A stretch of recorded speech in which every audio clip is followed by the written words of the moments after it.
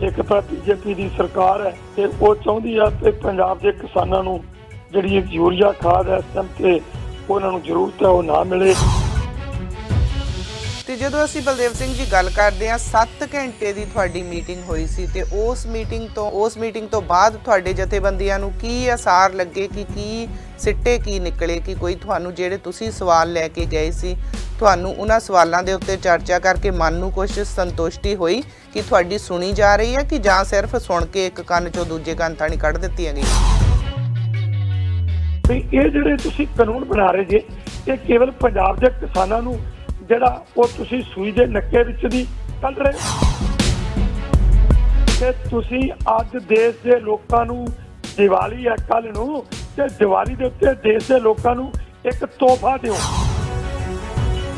ਪਰ ਇੱਕ ਫੈਸਲਾ ਜਿਹੜਾ ਅਸੀਂ ਕਰ ਚੁੱਕੇ ਹਾਂ ਉਹ ਇਹ ਹੈ ਕਿ 26 ਤਰੀਕ ਨੂੰ ਜਿਹੜਾ 26-27 ਨੂੰ ਚੱਲੋ ਦਿੱਲੀ। ਹੁਣ ਦਿੱਲੀ ਜਾਣਾ ਤੇ ਕੀ ਕਰਨਾ ਹੈ ਤੇ ਜਾਣਾ ਕਿਸ ਤਰ੍ਹਾਂ? ਅੰਮ੍ਰਿਤਸਰ ਦੇ ਵਿੱਚ ਜਿਹੜਾ ਕੱਲ ਮੈਂ ਡੀਸੀ ਨੂੰ ਮੰਗ ਪੱਤਰ ਦਿੱਤਾ ਹੈ ਜਿੰਨੇ ਵੀ ਰਿਲਾਇੰਸ ਕੰਪਨੀ ਦੇ ਇੱਥੇ ਸਟੋਰ ਚੱਲ ਰਹੇ ਨੇ ਉਹ ਸਾਰੇ 48 ਘੰਟੇ ਦੇ ਅੰਦਰ ਅੰਦਰ ਬੰਦ ਕਰਾਏ ਜਾਣ, ਨਹੀਂ ਤਾਂ ਫਿਰ ਅਸੀਂ ਆਪ ਬੰਦ ਕਰਾਵਾਂਗੇ।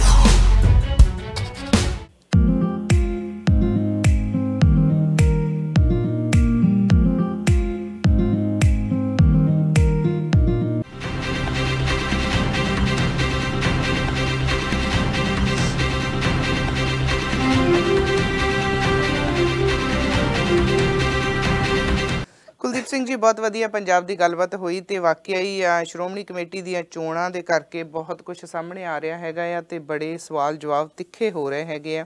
ਸੋ ਪੱਟੀ ਸਾਹਿਬ ਹੁਣਾਂ ਨੇ ਬਹੁਤ ਕੁਝ ਦੱਸਿਆ ਪਰ ਕਿਸਾਨਾਂ ਦਾ ਜਿਹੜਾ ਚੱਲ ਰਿਹਾ ਹੈਗਾ ਮੋਰਚਾ ਉਹਦੇ ਬਾਰੇ ਖਾਸ ਗੱਲਬਾਤ ਜਿਹੜੀ ਅੱਜ ਆਪਾਂ ਕਿਸਾਨਾਂ ਦੀ ਗੱਲਬਾਤ ਬਹੁਤ ਜ਼ਰੂਰੀ ਹੈ ਕਿਉਂਕਿ ਪੱਟੀ ਸਾਹਿਬ ਨੇ ਕਿਹਾ ਕਿ ਬੀਬੀ ਕਿਰਨਜੋਤ ਨੇ ਕਿਹਾ ਕਿ ਗੁਰੂ ਦਾ ਧੜਾ ਤਾਂ ਕੋਈ ਵੀ ਹੈ ਨਹੀਂ, ਉਹ ਤਾਂ ਗੋਲਕ ਦਾ ਧੜਾ ਹੈ। ਜਿਹੜਾ ਬੰਦਾ ਗੋਲਕ ਨੂੰ ਜੱਫਾ ਮਾਰਨ ਲਈ ਭੱਜਿਆ ਫਿਰਦਾ ਧੜੇ ਸਾਰੇ ਗੋਲਕ ਦੇ ਨੇ ਉੱਥੇ, ਗੁਰੂ ਦਾ ਧੜਾ ਉੱਥੇ ਹੈ ਨਹੀਂ। ਕਿਉਂਕਿ ਜਿਹੜੇ ਪੁਰਾਤਨ ਅਕਾਲੀ ਸਨ ਜੇ 100 ਸਾਲਾ ਜਸ਼ਨ ਮਨਾਏ ਜਾ ਰਹੇ ਨੇ ਪਰਵਾਹ ਹੀ ਨਹੀਂ ਕਿਸੇ ਨੂੰ। 100 ਸਾਲਾ ਜਸ਼ਨ ਮਨਾ ਕੇ ਸ਼ਾਮੀ 5 ਤਾਰਾ ਹੋਟਲਾਂ ਦੇ ਵਿੱਚ ਜਾ ਕੇ ਪਾਰਟੀਆਂ ਕਰਨੀਆਂ ਇਹ ਕੋਈ ਸ਼੍ਰੋਮਣੀ ਅਕਾਲੀ ਜਿਹੜਾ ਸ਼੍ਰੋਮਣੀ ਗੁਰਦੁਆਰਾ ਪ੍ਰਬੰਧਕ ਕਮੇਟੀ ਦਾ ਕੋਈ 100 ਵਰਿਆਂ ਦੀ ਸ਼ਤਾਬਦੀ ਨਹੀਂ ਸੀ। ਖੈਰ ਆਪਾਂ ਚੱਲੀਏ ਦਿੱਲੀ ਵਾਲੇ ਪਾਸੇ। 13 ਤਰੀਕ ਨੂੰ 30 ਜਥੇਬੰਦੀਆਂ ਬਕਾਇਦਾ ਦਿੱਲੀ ਵੱਲ ਨੂੰ ਕੂਚ ਕਰਦੀਆਂ ਨੇ ਕੇਂਦਰ ਸਰਕਾਰ ਦੇ ਸੱਦੇ ਦੇ ਉੱਤੇ ਤੇ ਉਸ ਕਮੇਟੀ ਦੇ ਵਿੱਚ ਉਸ ਜਿਹੜਾ ਵਫਦ ਗਿਆ ਸੀ ਉਹਦੇ ਵਿੱਚ ਅੰਮ੍ਰਿਤਸਰ ਤੋਂ ਹੀ ਕਿਉਂਕਿ ਲੋਕ ਭਲਾਈ ਇਨਸਾਫ ਵੈਲਫੇਅਰ ਸੁਸਾਇਟੀ ਹੈ ਜਿਹੜੀ ਉਹਦੇ ਜਿਹੜੇ ਸਰਪ੍ਰਸਤ ਨੇ ਉਹਨੇ ਸਰਦਾਰ ਬਲਦੇਵ ਸਿੰਘ ਸਰਸਾ। ਬਲਦੇਵ ਸਿੰਘ ਸਰਸਾ ਉਹ ਸ਼ਖਸੀਅਤ ਹੈ ਜਿਨ੍ਹਾਂ ਨੇ ਇਕੱਲੇ ਕਿਸਾਨਾਂ ਲਈ ਨਹੀਂ ਬਲਕਿ ਜਿਹੜੀ ਸ਼੍ਰੋਮਣੀ ਕਮੇਟੀ ਦੀ ਅਸੀਂ ਗੱਲ ਕਰ ਰਹੇ ਹਾਂ ਇਸੇ ਸ਼੍ਰੋਮਣੀ ਕਮੇਟੀ ਦੇ ਵਿੱਚ ਛਪ ਰਿਹਾ ਜਿਹੜਾ ਗਲਤ ਇਤਿਹਾਸ ਹੈ ਉਹਦੀ ਗੱਲਬਾਤ ਕਰਨ ਵਾਲਾ ਇੱਕੋ ਇੱਕ ਵਿਅਕਤੀ ਸੀ, ਉਹ ਸੀ ਬਲਦੇਵ ਸਿੰਘ ਸਰਸਾ। ਸੋ ਇਹ ਦਿੱਲੀ ਗਏ ਨੇ, ਦਿੱਲੀ ਜਾ ਕੇ 7 ਘੰਟਿਆਂ ਦੇ ਵਿੱਚ ਕਿਹੜੀ ਗੁਫ਼ਤਗੂ ਹੋਈ, ਕਿਹੜੇ ਫੈਸਲੇ ਹੋਏ ਕਿ ਲੰਚ ਦੇ ਵਿੱਚ ਬਹੁਤੇ ਲੋਕ ਇਹ ਵੀ ਕਹਿ ਰਹੇ ਨੇ ਤਾਂ ਖਾਣਾ ਖਾਣ ਗਏ ਸੀ, ਖਾਣਾ ਖਾ ਕੇ ਵਾਪਸ ਆ ਗਏ। ਪੁੱਛਦੇ ਆ ਉਹਨਾਂ ਨੂੰ ਮਟਰ ਪਨੀਰ ਸੀ ਜਾਂ ਚਿਕਨ ਲੈਗ ਸੀ ਵਿੱਚ। ਬਲਦੇਵ ਸਿੰਘ ਜੀ ਬਹੁਤ ਤੁਹਾਡਾ ਸਵਾਗਤ ਹੈ ਜੀ। ਧੰਨਵਾਦ ਜੀ ਆਪ ਜੀ ਦਾ, ਆਪਦੇ ਚੈਨਲ ਦਾ, ਸਾਰਿਆਂ ਦਾ ਜੋ ਕਿ ਤੁਸੀਂ ਸਾਡੀ ਆਵਾਜ਼ ਸਭ ਲੋਕਾਂ ਤੱਕ ਪਹੁੰਚਾ ਰਹੇ ਹੋ। ਹਾਂਜੀ ਅੱਧੀ ਰਾਤ ਦਾ ਸਮਾਂ ਹੋ ਗਿਆ ਜੀ, ਮੈਂ ਇਸ ਲਈ ਖਿਮਾ ਚਾਹੁੰਦਾ ਕਿਉਂਕਿ ਤੁਹਾਨੂੰ ਜਗਾਇਆ ਸਵੇਰ ਦੇ ਤੁਸੀਂ ਲਗਾਤਾਰ ਬੋਲ ਰਹੇ ਹੋ। ਮੈਂ ਤੁਹਾਡੀਆਂ ਕਈ ਜਿਹੜੇ ਲੈਕਚਰ ਨੇ ਮੈਂ ਲਾਈਵ ਸੁਣੇ ਨੇ ਲਗਾਤਾਰ ਸਵੇਰ ਤੋਂ ਲੈ ਕੇ ਸ਼ਾਮਾਂ ਤੱਕ। ਉੱਥੇ ਬਾਰਿਸ਼ ਵੀ ਪੈ ਰਹੀ ਹੈ, ਮੌਸਮ ਬੜਾ ਖਰਾਬ ਹੈ, ਬਾਹਰ ਤੰਬੂਆਂ ਦੇ ਵਿੱਚ ਬਹਿ ਕੇ ਇਸ ਅੰਦੋਲਨ ਨੂੰ ਤੁਸੀਂ ਚਲਾ ਰਹੇ ਹੋ।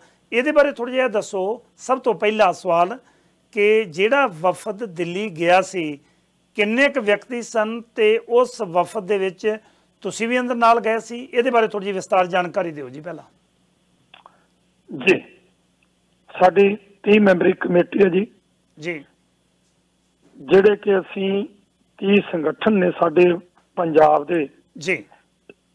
ਜਦੋਂ ਤੋਂ ਕੇਂਦਰ ਦੀ ਮੋਦੀ ਸਰਕਾਰ ਨੇ ਖੇਤੀ ਵਿਰੁੱਧ ਆਰਡੀਨੈਂਸ ਲਿਆਂਦੇ ਸਨ ਉਸ ਤੋਂ ਬਾਅਦ ਉਹ ਬਿੱਲ ਪਾਸ ਕਰਕੇ ਕਾਨੂੰਨ ਬਣਾਏ ਗਏ ਜੀ।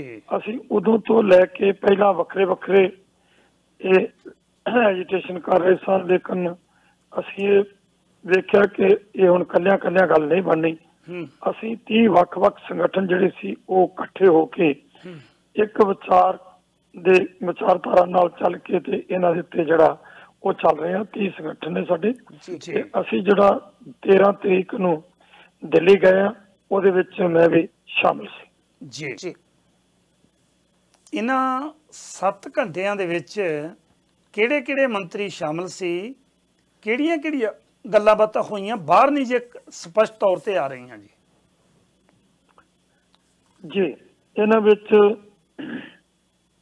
ਇੱਕ ਤਾਂ ਜੋ ਕਿ ਖੇਤੀਬਾੜੀ ਮੰਤਰੀ ਤੋਮਰ ਜੀ, ਤੇ ਦੂਸਰਾ ਪਿਊਸ਼ ਗੋਇਲ ਜੋ ਕਿ ਰੇਲ ਮੰਤਰੀ ਹੈ ਜੀ, ਅਤੇ ਹੁਸ਼ਿਆਰਪੁਰ ਤੋਂ ਮੈਂਬਰ ਪਾਰਲੀਮੈਂਟ ਸੋਮ ਪ੍ਰਕਾਸ਼ ਜੋ ਕਿ ਰਾਜ ਮੰਤਰੀ ਹੈ ਜੀ, ਤੇ ਬਾਕੀ ਜਿਹੜੇ ਨੇ ਉਹ ਇਹਨਾਂ ਦੇ ਸੈਕਟਰੀ ਵਗੈਰਾ ਸਨ, ਉਹ ਸਾਰੇ ਜੀ।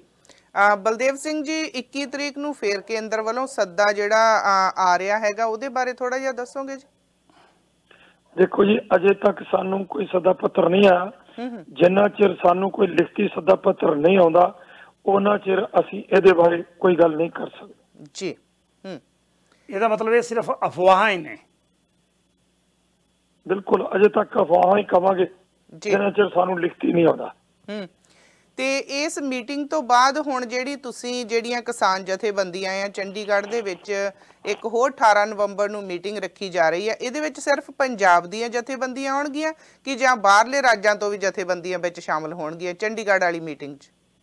ਜੀ, ਇਹਦੇ ਵਿੱਚ ਜਿਹੜੀਆਂ ਨੇ ਉਹ ਕੇਵਲ ਜਿਹੜੀ 18 ਤਰੀਕ ਨੂੰ ਮੀਟਿੰਗ ਹੈ ਉਹਦੇ ਵਿੱਚ ਜਿਹੜੀਆਂ 30 ਕਿਸਾਨ ਜਥੇਬੰਦੀਆਂ ਪੰਜਾਬ ਦੀਆਂ ਪਹਿਲਾਂ ਰਲ ਕੇ ਅਸੀਂ ਸੰਘਰਸ਼ ਕਰ ਰਹੇ ਹਾਂ, ਇਹ ਇਹਨਾਂ ਦੀ ਸਾਡੀ ਮੀਟਿੰਗ ਹੈ, ਕਿਉਂਕਿ ਇਸ ਮੀਟਿੰਗ ਦੇ ਵਿੱਚ ਕਈ ਬਹੁਤ ਅਹਿਮ ਫੈਸਲੇ ਲੈ ਜਾਣੇ ਆ। ਤੇ ਇਸ ਕਰਕੇ ਕਿ ਜਿਹੜਾ ਸੰਘਰਸ਼ ਹੈ, ਜਦੋਂ ਸਰਕਾਰ ਵੱਲੋਂ ਅਜੇ ਤੱਕ ਸਾਨੂੰ ਕੋਈ ਹਾਂ ਪੱਖੀ ਹੁੰਗਾਰਾ ਨਹੀਂ, ਜਿੰਨਾ ਚਿਰ ਜੇ ਕੋਈ ਸਾਡੀ ਗੱਲਬਾਤ ਨਹੀਂ ਬਣਦੀ, ਜਿਹੜੀ ਆ ਗੱਲਬਾਤ ਬੇਸ਼ੱਕ ਸਾਡੀ ਠੀਕ ਮਾਹੌਲ 'ਚ ਹੋਈ ਹੈ, ਅੱਗੇ ਮੀਟਿੰਗਾਂ ਵੀ ਸਾਡੀਆਂ ਜਿਹੜੀਆਂ ਨੇ ਉਹ ਜਾਰੀ ਰਹਿਣੀਆਂ ਨੇ ਜੀ। ਉਹ ਕਿੰਨੀ ਤਰੀਕ ਨੂੰ ਸੱਦਾ ਆਉਂਦਾ ਉਹ ਤਾਂ ਜੇ ਬਾਅਦ ਪਤਾ ਲੱਗੇਗਾ, ਲੇਕਿਨ ਅਸੀਂ ਇੱਥੇ ਵਿਚਾਰ ਚਰਚਾ ਜਿਹੜੀ ਕਰਨੀ ਆ ਤੇ ਅਸੀਂ ਹੁਣ 26 ਤਰੀਕ ਨੂੰ ਦਿੱਲੀ ਜਾਣਾ ਹੈ ਜੀ। ਤੇ ਇਹਦੇ ਵਿੱਚ ਜਿਹੜਾ ਪ੍ਰੋਗਰਾਮ ਲਿਖਿਆ ਹੈਗਾ ਤੇ ਫਿਰ ਜਿਹੜੇ ਬਾਕੀ ਜਿਹੜੇ ਸਾਡੇ ਪ੍ਰੋਗਰਾਮ ਚੱਲ ਰਹੇ ਨੇ, ਜਿਸ ਤਰ੍ਹਾਂ ਕਿ ਮਾਲ ਜਿਹੜੇ ਨੇ ਉਹਨਾਂ ਅੱਗੇ ਬੈਠੇ ਆ, ਟੋਲ ਪਲਾਜ਼ੇ ਨੇ, ਪੈਟਰੋਲ ਪੰਪ ਨੇ, ਰਿਲਾਇੰਸ ਜਿਹੜੇ ਸਿੱਧੇ ਸੀ, ਜਿਹੜੇ ਪ੍ਰਾਈਵੇਟ ਦੇ ਨਾਂ ਤੇ ਸੀ ਉਹ ਅਸੀਂ ਛੱਡ ਦਿੱਤੇ ਆ, ਅਤੇ ਜਿਹੜੇ ਬੀਜੇਪੀ ਦੇ ਲੀਡਰ ਨੇ ਉਹਨਾਂ ਦੇ ਘਰ ਅੱਗੇ ਵੀ ਅਸੀਂ ਬੈਠੇ ਆ। ਤੇ ਇਹ ਜਿਹੜੀਆਂ ਰੇਲਵੇ ਟਰੈਕ ਸੀ ਜਿਹੜੇ ਉਹ ਅਸੀਂ 22 ਤਰੀਕ ਤੋਂ ਰੇਲਵੇ ਟਰੈਕ ਖਾਲੀ ਕਰਤੇ ਸੀ। ਉਸ ਤੋਂ ਬਾਅਦ ਫਿਰ ਇਹਨਾਂ ਨੇ ਇਤਰਾਜ਼ ਕੀਤਾ ਕਿ ਜਿਹੜੇ ਨੇ ਇਹ ਪਲੇਟਫਾਰਮਾਂ ਤੇ ਬੈਠੇ ਸੀ, ਪਲੇਟਫਾਰਮ ਵੀ ਖਾਲੀ ਕਰਤੇ।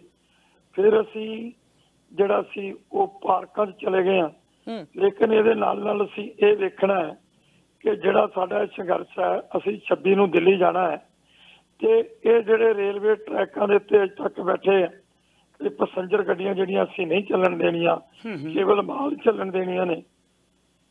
ਉਹਦੇ ਸੰਬੰਧ ਵਿੱਚ ਵੀ ਵਿਚਾਰ ਚਰਚਾ ਹੋਣੀ ਆ ਵੀ ਇਸ ਟਾਈਮ ਤੇ ਕਿਸਾਨ ਜਿਹੜਾ ਹੈ ਉਹ ਖਾਦ ਤੋਂ ਬਹੁਤ ਪਰੇਸ਼ਾਨ ਹੈ। ਯੂਰੀਆ ਖਾਦ ਇਸ ਟਾਈਮ ਤੇ ਹਰਿਆਣੇ ਚੋਂ ਲਿਆਂਦੀ ਜਾ ਰਹੀ ਆ। ਬਹੁਤ ਸਾਰੀਆਂ ਗੱਡੀਆਂ ਜਿਹੜੀਆਂ ਨੇ ਸਾਡੇ ਸੱਜਣ ਮਿੱਤਰ ਸਰਸੇ ਤੋਂ ਜਾ ਰਹੇ ਆ, ਔਰ ਸਰਸੇ ਤੋਂ ਹਰਿਆਣੇ ਚੋਂ ਵੀ ਹੁਣ ਸਾਨੂੰ ਜਿਹੜੀ ਖਾਦ ਆ ਉਹ ਮਿਲਣ ਵਾਸਤੇ ਦਿੱਕਤ ਆ ਰਹੀ ਆ।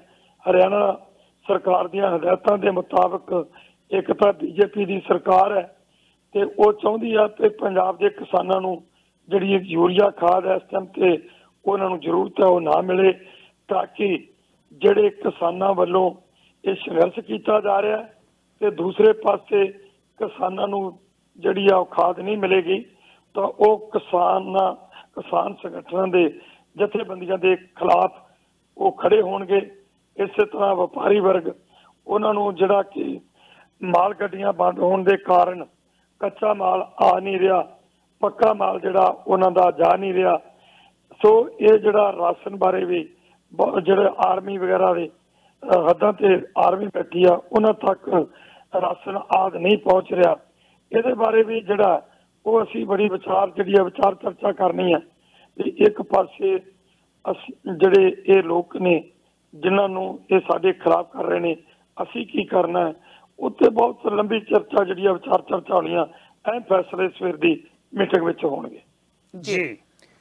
ਤੇ ਜਦੋਂ ਅਸੀਂ ਬਲਦੇਵ ਸਿੰਘ ਜੀ ਗੱਲ ਕਰਦੇ ਹਾਂ 7 ਘੰਟੇ ਦੀ ਤੁਹਾਡੀ ਮੀਟਿੰਗ ਹੋਈ ਸੀ ਤੇ ਉਸ ਮੀਟਿੰਗ ਤੋਂ ਬਾਅਦ ਤੁਹਾਡੇ ਜਥੇਬੰਦੀਆਂ ਨੂੰ ਕੀ ਅਸਾਰ ਲੱਗੇ ਕਿ ਕੀ ਸਿੱਟੇ ਕੀ ਨਿਕਲੇ ਕਿ ਕੋਈ ਤੁਹਾਨੂੰ ਜਿਹੜੇ ਤੁਸੀਂ ਸਵਾਲ ਲੈ ਕੇ ਗਏ ਸੀ ਤੁਹਾਨੂੰ ਉਹਨਾਂ ਸਵਾਲਾਂ ਦੇ ਉੱਤੇ ਚਰਚਾ ਕਰਕੇ ਮਨ ਨੂੰ ਕੁਝ ਸੰਤੁਸ਼ਟੀ ਹੋਈ ਕਿ ਤੁਹਾਡੀ ਸੁਣੀ ਜਾ ਰਹੀ ਹੈ ਕਿ ਜਾਂ ਸਿਰਫ ਸੁਣ ਕੇ ਇੱਕ ਕੰਨ ਚੋਂ ਦੂਜੇ ਕੰਨ ਥਾਣੀ ਕੱਢ ਦਿੱਤੀਆਂ ਗਈਆਂ?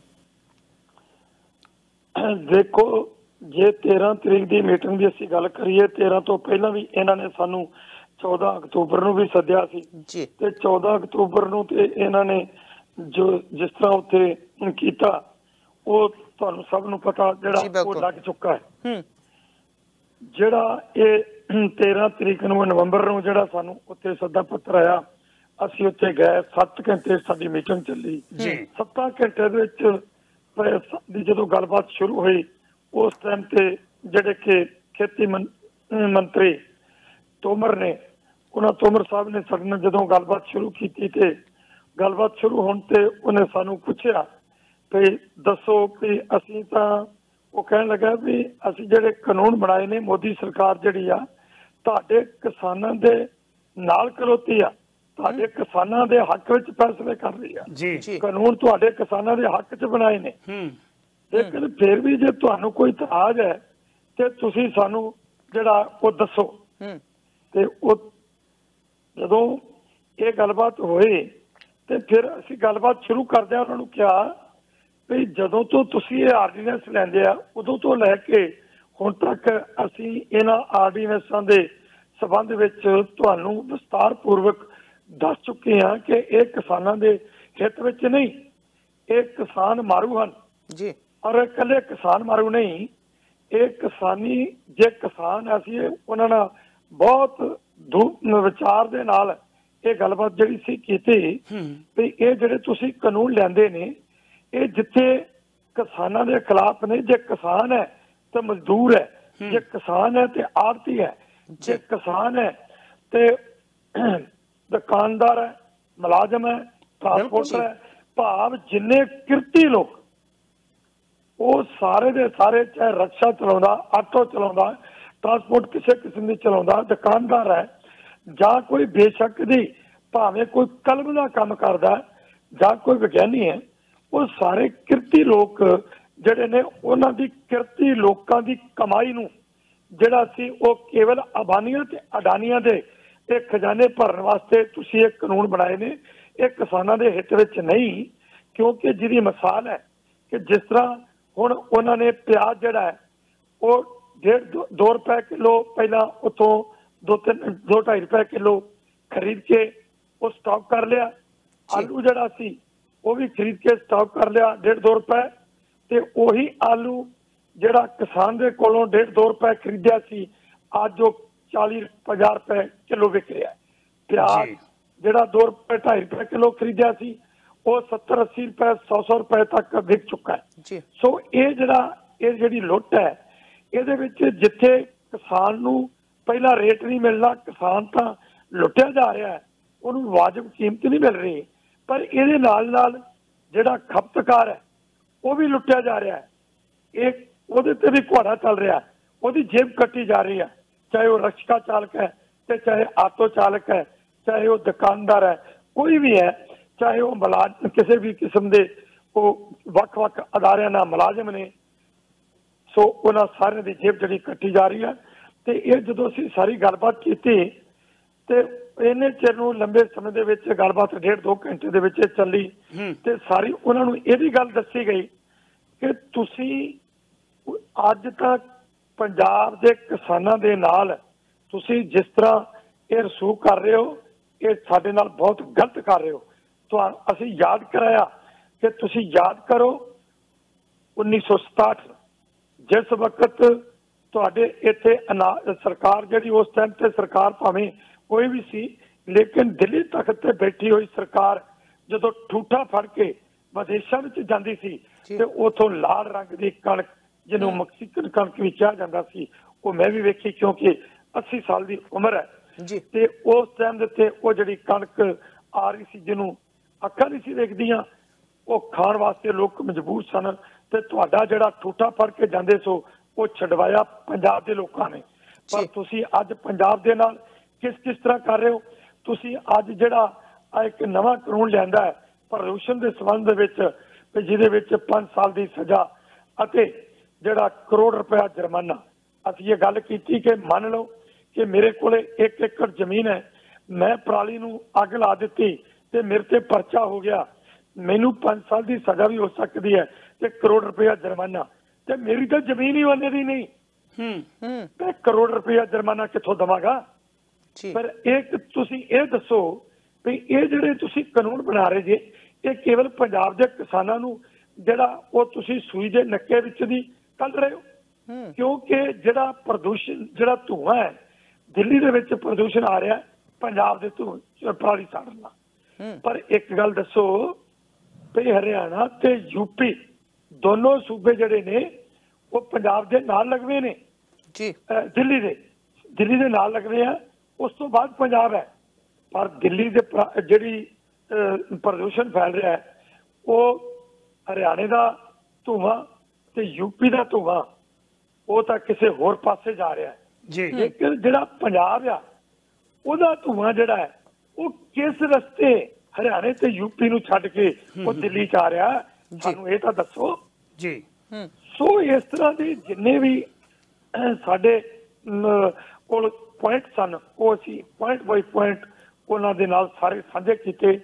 ਤੇ ਫਿਰ ਲੰਚ ਟਾਈਮ ਹੋ ਗਿਆ, ਲੰਚ ਟਾਈਮ ਤੋਂ ਬਾਅਦ ਫਿਰ ਗੱਲਬਾਤ ਸ਼ੁਰੂ ਹੋਈ ਤੇ ਫਿਰ ਕੇਂਦਰੀ ਮੰਤਰੀਆਂ ਨੇ ਸਾਡੇ ਨਾਲ ਇਸ ਤਰ੍ਹਾਂ ਇੱਕ ਜਿਵੇਂ ਕਿਸੇ ਬੱਚੇ ਨੂੰ ਉਹ ਰੋਂਦਾ ਤੇ ਉਹਦੀ ਮਾਂ ਦਾ ਬਾਪ ਉਹਨੂੰ ਖੜਾਉਂਦੇ ਨੇ ਤੇ ਇੱਕ ਚੂਪੜੀ ਫੜਾ ਦਿੰਦੇ ਆ। ਜੀ ਜੀ ਜੀ, ਲੋਲੀਪੌਪ ਕਹਿੰਦੇ ਹੁੰਦੇ ਇੱਥੇ ਬੱਚਿਆਂ ਨੂੰ, ਲੋਲੀਪੌਪ ਦੇ ਦਿੱਤਾ। ਹਾਂਜੀ, ਲਾਲੀਪੌਪ ਦੇ ਜੀ। ਬਲਦੇਵ ਸਿੰਘ ਜੀ, ਹੁਣ ਜਿਹੜਾ 26 ਤੇ 27 ਨਵੰਬਰ ਨੂੰ ਦਿੱਲੀ ਜਾਣ ਦਾ ਉਹ ਤੁਹਾਡਾ ਕੀ ਪ੍ਰੋਗਰਾਮ ਹੈ? ਕੀ ਕਰ ਰਹੀਆਂ ਕਿਸਾਨ ਜਥੇਬੰਦੀਆਂ? ਉਹਦੇ ਬਾਰੇ ਥੋੜਾ ਜਿਹਾ ਸਾਨੂੰ ਦੱਸੋ ਜੀ। ਜੀ, ਉਹਦੇ ਬਾਰੇ ਮੈਂ ਦੱਸਣਾ ਚਾਹੁੰਦਾ, ਮੈਂ ਥੋੜੀ ਜਿਹੀ ਗੱਲ ਪਹਿਲੀ ਕਰਦਾ, ਪਹਿਲੀ ਨਿਬੇੜ ਦਿਓ। ਹਾਂਜੀ, ਵੀ ਉਹਨਾਂ ਦੇ ਵਿੱਚ ਲੰਚ ਤੋਂ ਬਾਅਦ ਕੋਈ ਇਹੋ ਜਿਹੀ ਮੰਗ ਮੰਨਣ ਲਈ ਤਿਆਰ ਹੋਏ? ਮਾੜਾ ਮੋਟਾ ਉਹਨਾਂ ਨੇ ਹੱਥ ਫੜਾਇਆ? ਨਹੀਂ, ਬਿਲਕੁਲ ਨਹੀਂ। ਉਹਨਾਂ ਨੇ ਸਾਨੂੰ ਉਹ ਵਿਖਾਉਣਾ, ਉਹ ਲੋਲੀਪੌਪ ਦੀ ਮੈਂ ਗੱਲ ਕਰ ਰਿਹਾ ਤੁਹਾਨੂੰ, ਉਹਨਾਂ ਨੇ ਜਿਹੜੀਆਂ ਆਪਣੀਆਂ ਉਪਲਬਧੀਆਂ ਸੀ ਉਹ ਸਾਨੂੰ ਵਿਖਾਉਣੀਆਂ ਸ਼ੁਰੂ ਕਰਤੀਆਂ ਸਕਰੀਨ ਦੇ ਉੱਤੇ ਲਿਆ ਕੇ। ਅੱਛਾ ਜੀ, ਆਹ ਕੀਤਾ। ਪਿਛਲੀ ਸਰਕਾਰ ਜਿਹੜੀ ਸੀ ਉਹਨੇ ਉਹਦੇ ਸਮੇਂ ਵਿੱਚ ਇੰਨਾ ਚੌਲ ਹੋਇਆ, ਝੋਨਾ ਹੋਇਆ, ਉਹ ਐਸ ਭਾਅ ਦਿੱਤੇ ਝੋਨਾ ਵਿਕਿਆ, ਉਹ ਇੰਨਾ ਝੋਨਾ ਸੀ, ਇਸ ਵਾਰੀ ਇੰਨਾ ਹੋ ਗਿਆ। ਸਾਡੀ ਸਰਕਾਰ ਦੀਆਂ ਉਪਲਬਧੀਆਂ ਅਸੀਂ ਉਹਨਾਂ ਦੇ ਚਾਰਟਰ ਜਿਹੜੇ ਸੀ ਬਣਾਏ ਸੀ, ਉਹ ਜਦੋਂ ਉਹਨਾਂ ਨੇ ਸਕਰੀਨ ਤੇ ਵਿਖਾਉਣੇ ਸ਼ੁਰੂ ਕੀਤੇ ਤਾਂ ਅਸੀਂ ਉਹਨਾਂ ਨੂੰ ਇਹ ਗੱਲ ਕਹੀ ਕਿ ਅਸੀਂ ਇਹ ਤੁਹਾਡੀਆਂ ਉਪਲਬਧੀਆਂ ਵੇਖਣ ਵਾਸਤੇ ਨਹੀਂ ਆਏ, ਇਹ ਤੁਸੀਂ ਸਾਨੂੰ ਵਿਖਾ ਚੁੱਕੇ ਹੋ। ਅਸੀਂ ਹੁਣ ਤੱਕ ਅਖਬਾਰਾਂ 'ਚ ਪੜ੍ਹ ਚੁੱਕੇ ਹਾਂ, ਟੀਵੀ ਚੈਨਲਾਂ 'ਤੇ ਪੜ੍ਹ ਚੁੱਕੇ ਹਾਂ। ਜਦੋਂ 14 ਤਰੀਕ ਨੂੰ ਤੁਹਾਡੇ ਕੋਲ ਆਏ ਸਾਂ, ਉਸ ਟਾਈਮ ਤੇ ਤੁਸੀਂ ਪੰਜਾਬ ਦੇ ਲੋਕਾਂ ਨੂੰ ਆ ਕੇ ਦੱਸ ਰਹੇ ਸੋ, ਸਾਡੇ ਖਿਲਾਫ ਭੜਕਾ ਰਹੇ ਸੋ, ਉਹ ਅਸੀਂ ਵੇਖ ਚੁੱਕੇ ਹਾਂ। ਗੱਲ ਕਰੋ ਏਜੰਡੇ ਦੀ। ਤੁਸੀਂ ਅੱਜ ਦਾ ਜਿਹੜਾ ਏਜੰਡਾ ਅਸੀਂ ਤੁਹਾਡੇ ਕੋਲ ਰੱਖਿਆ, ਲੰਮੇ ਸਮੇਂ ਤੋਂ ਅਸੀਂ ਮੰਗ ਪੱਤਰ ਦਿੰਦੇ ਆ ਰਹੇ ਹਾਂ, 14 ਤਰੀਕ ਨੂੰ ਮੰਗ ਪੱਤਰ ਦੇ ਗਏ, ਅੱਜ ਵੀ ਤੁਹਾਨੂੰ ਗੱਲ ਕਰਨ ਤੇ ਅਸੀਂ ਸਾਰਾ ਕੁਝ ਦੱਸਿਆ ਹੈ, ਤੇ ਤੁਸੀਂ ਏਜੰਡੇ ਤੇ ਕਿਉਂ ਨਹੀਂ ਆਉਂਦੇ? ਸਾਨੂੰ ਇਹ ਦੱਸੋ ਕਾਨੂੰਨਾਂ ਦੇ ਉੱਤੇ ਕੀ ਕਰ ਰਹੇ ਹੋ, ਜਿਹੜੇ ਕਾਨੂੰਨ ਬਣਾਏ ਨੇ? ਪਰ ਉਹਨਾਂ ਕੋਲੇ ਕੋਈ ਜਵਾਬ ਨਹੀਂ ਸੀ। ਉਹਨਾਂ ਨੇ ਇੱਕ ਗੱਲ ਕੀਤੀ ਬੜੀ ਕਮਾਲ ਦੀ, ਉਹ ਕਹਿੰਦੇ ਆ ਕਿ ਤੁਸੀਂ ਅੱਜ ਦੇਸ਼ ਦੇ ਲੋਕਾਂ ਨੂੰ, ਦੀਵਾਲੀ ਹੈ ਕੱਲ ਨੂੰ, ਤੇ ਦੀਵਾਲੀ ਦੇ ਉੱਤੇ ਦੇਸ਼ ਦੇ ਲੋਕਾਂ ਨੂੰ ਇੱਕ ਤੋਹਫਾ ਦਿਓ। ਅਸੀਂ ਹੈਰਾਨ ਹੋ ਗਏ ਵੀ ਤੋਹਫਾ ਸਰਕਾਰ ਦੇਣਾ ਸੀ ਦੇਸ਼ ਦੇ ਲੋਕਾਂ ਨੂੰ ਕਿ ਅਸੀਂ ਕਿਸਾਨਾਂ ਨੇ ਦੇਣਾ ਸੀ? ਆ ਜਿਹੜੇ ਕਹਿੰਦੇ ਆ ਨਾ ਉੱਥੋਂ ਖਾਣਾ ਖਾ ਕੇ ਆ ਗਏ, ਉੱਥੋਂ ਚਾਹ ਪੀ ਕੇ ਆ ਗਏ, ਉੱਥੋਂ ਗੁਲਾਬ ਜਾਮੁਨ ਖਾ ਕੇ ਆ ਗਏ, ਮੈਂ ਉਹਨਾਂ ਆਪਣੇ ਵੀਰਾਂ ਨੂੰ ਦੱਸਣਾ ਚਾਹੁੰਦਾ ਕਿ ਅਸੀਂ ਉੱਥੋਂ ਜਿਹੜਾ ਹੈ ਉਹ ਗੁਲਾਬ ਜਾਮੁਨ ਜਾਂ ਰਸਗੁੱਲੇ ਖਾ ਕੇ ਚਾਹ ਦਾ ਕੱਪ ਪੀ ਕੇ ਨਹੀਂ ਆਏ। ਅਸੀਂ ਉੱਥੇ ਬਾਅਦ ਦਲੀਲ ਗੱਲ ਕੀਤੀ ਹੈ ਅਤੇ ਉਹਨਾਂ ਨੂੰ ਲਾਜਵਾਬ ਕੀਤਾ ਜੀ। ਉਹਨਾਂ ਲੋਕਾਂ ਦੇ ਕੋਲੇ ਜੋ ਜਵਾਬ ਨਹੀਂ ਸੀ। ਜਦੋਂ ਉਹਨਾਂ ਨੂੰ ਪੁੱਛਿਆ ਵੀ ਦੱਸੋ ਕੀ ਤੁਸੀਂ ਤੋਹਫਾ ਲੈਣਾ ਚਾਹੁੰਦੇ ਹੋ, ਕੀ ਤੋਹਫਾ ਦਿਵਾਉਣਾ ਦੇਸ਼ ਦੇ ਲੋਕਾਂ ਨੂੰ, ਕਹਿੰਦੇ ਜੀ ਜਿਹੜੀਆਂ ਰੇਲਾਂ ਨੇ ਉਹ ਛੱਡੋ। ਅਸੀਂ ਆਖਿਆ ਜੀ ਰੇਲਾਂ ਤਾਂ ਅਸੀਂ ਪਹਿਲਾਂ ਹੀ ਛੱਡੀ ਬੈਠੇ ਹਾਂ, ਤੁਸੀਂ ਸਾਨੂੰ ਬਦਨਾਮ ਕਰ ਰਹੇ ਹੋ। ਅਸੀਂ ਰੇਲਵੇ ਟਰੈਕ ਛੱਡਤੇ, ਫਿਰ ਪਲੇਟਫਾਰਮ ਤੇ ਆਏ, ਪਲੇਟਫਾਰਮ ਛੱਡਤੇ, ਹੁਣ ਅਸੀਂ ਬੈਠੇ ਆ ਪਾਰਕਾਂ 'ਚ ਜਾ ਕੇ, ਤੇ ਅਸੀਂ ਦੂਰ ਬੈਠੇ ਆ ਰੇਲ ਤੁਸੀਂ ਚਲਾਉਣੀਆਂ ਨੇ, ਅਸੀਂ ਥੋੜੀਆਂ ਚਲਾਉਣੀਆਂ ਨੇ। ਤੇ ਤੁਸੀਂ ਪੰਜਾਬ ਸਰਕਾਰ ਉੱਥੇ ਜਿਹੜੀ ਅਸੀਂ ਇੱਕ ਗੱਲ ਹੋਰ ਵੇਖੀ ਕਿ ਕੇਂਦਰ ਸਰਕਾਰ ਤੇ ਪੰਜਾਬ ਸਰਕਾਰ ਰਾਜਨੀਤੀ ਖੇਡ ਰਹੀਆਂ ਨੇ। ਜਿਹੜੀ ਕੇਂਦਰ ਸਰਕਾਰ ਹੈ ਉਹ ਕਹਿ ਰਹੀ ਹੈ ਜੀ ਪੰਜਾਬ ਸਰਕਾਰ ਦੀ ਜ਼ਿੰਮੇਵਾਰੀ ਆ, ਇਹ ਦੇਖ ਕੇ ਦੇਣਗੇ ਸਾਨੂੰ ਜਿਹੜੀ ਅਥਾਰਟੀ ਦੇਣਗੇ ਤਾਂ ਅਸੀਂ ਰੇਲਾਂ ਚਲਾਉਣੀਆਂ। ਪੰਜਾਬ ਸਰਕਾਰ ਕਹਿੰਦੀ ਆ ਵੀ ਜੇ ਰੇਲਵੇ ਟਰੈਕ ਖਾਲੀ ਨੇ ਇਹ ਕੇਂਦਰ ਨੇ ਚਲਾਉਣੀਆਂ। ਇਹ ਰਾਜਨੀਤੀ ਕਰ ਰਹੇ ਨੇ ਦੋਵੇਂ ਤਰ੍ਹਾਂ, ਚੁੰਬਰ ਕੱਢ ਰਹੇ ਨੇ ਸਾਡਾ ਕਿਸਾਨਾਂ ਦਾ, ਤੇ ਇਹਦੇ ਨਾਲ ਵਪਾਰੀ ਵਰਗ ਨੂੰ ਤੇ ਕਿਸਾਨਾਂ ਨੂੰ ਇਹਨਾਂ ਤੱਕ ਖਾਦਾ ਨਾ ਪਹੁੰਚਾ ਕੇ ਇਹ ਸਾਡੇ ਖਿਲਾਫ ਇਹ ਲੋਕਾਂ ਨੂੰ ਖੜਿਆ ਕਰ ਰਹੇ ਨੇ। ਤੇ ਜਿਹੜੇ ਕਿਸਾਨ ਸੰਘਰਸ਼ ਕਰ ਰਹੇ ਨੇ, ਇਹ ਕਿਸਾਨ ਜਥੇਬੰਦੀਆਂ ਜਿਹੜੀਆਂ ਸੰਘਰਸ਼ ਕਰ ਰਹੀਆਂ ਨੇ, ਇਹ ਦੇਸ਼ ਦੇ ਹੱਕ ਵਿੱਚ ਨਹੀਂ।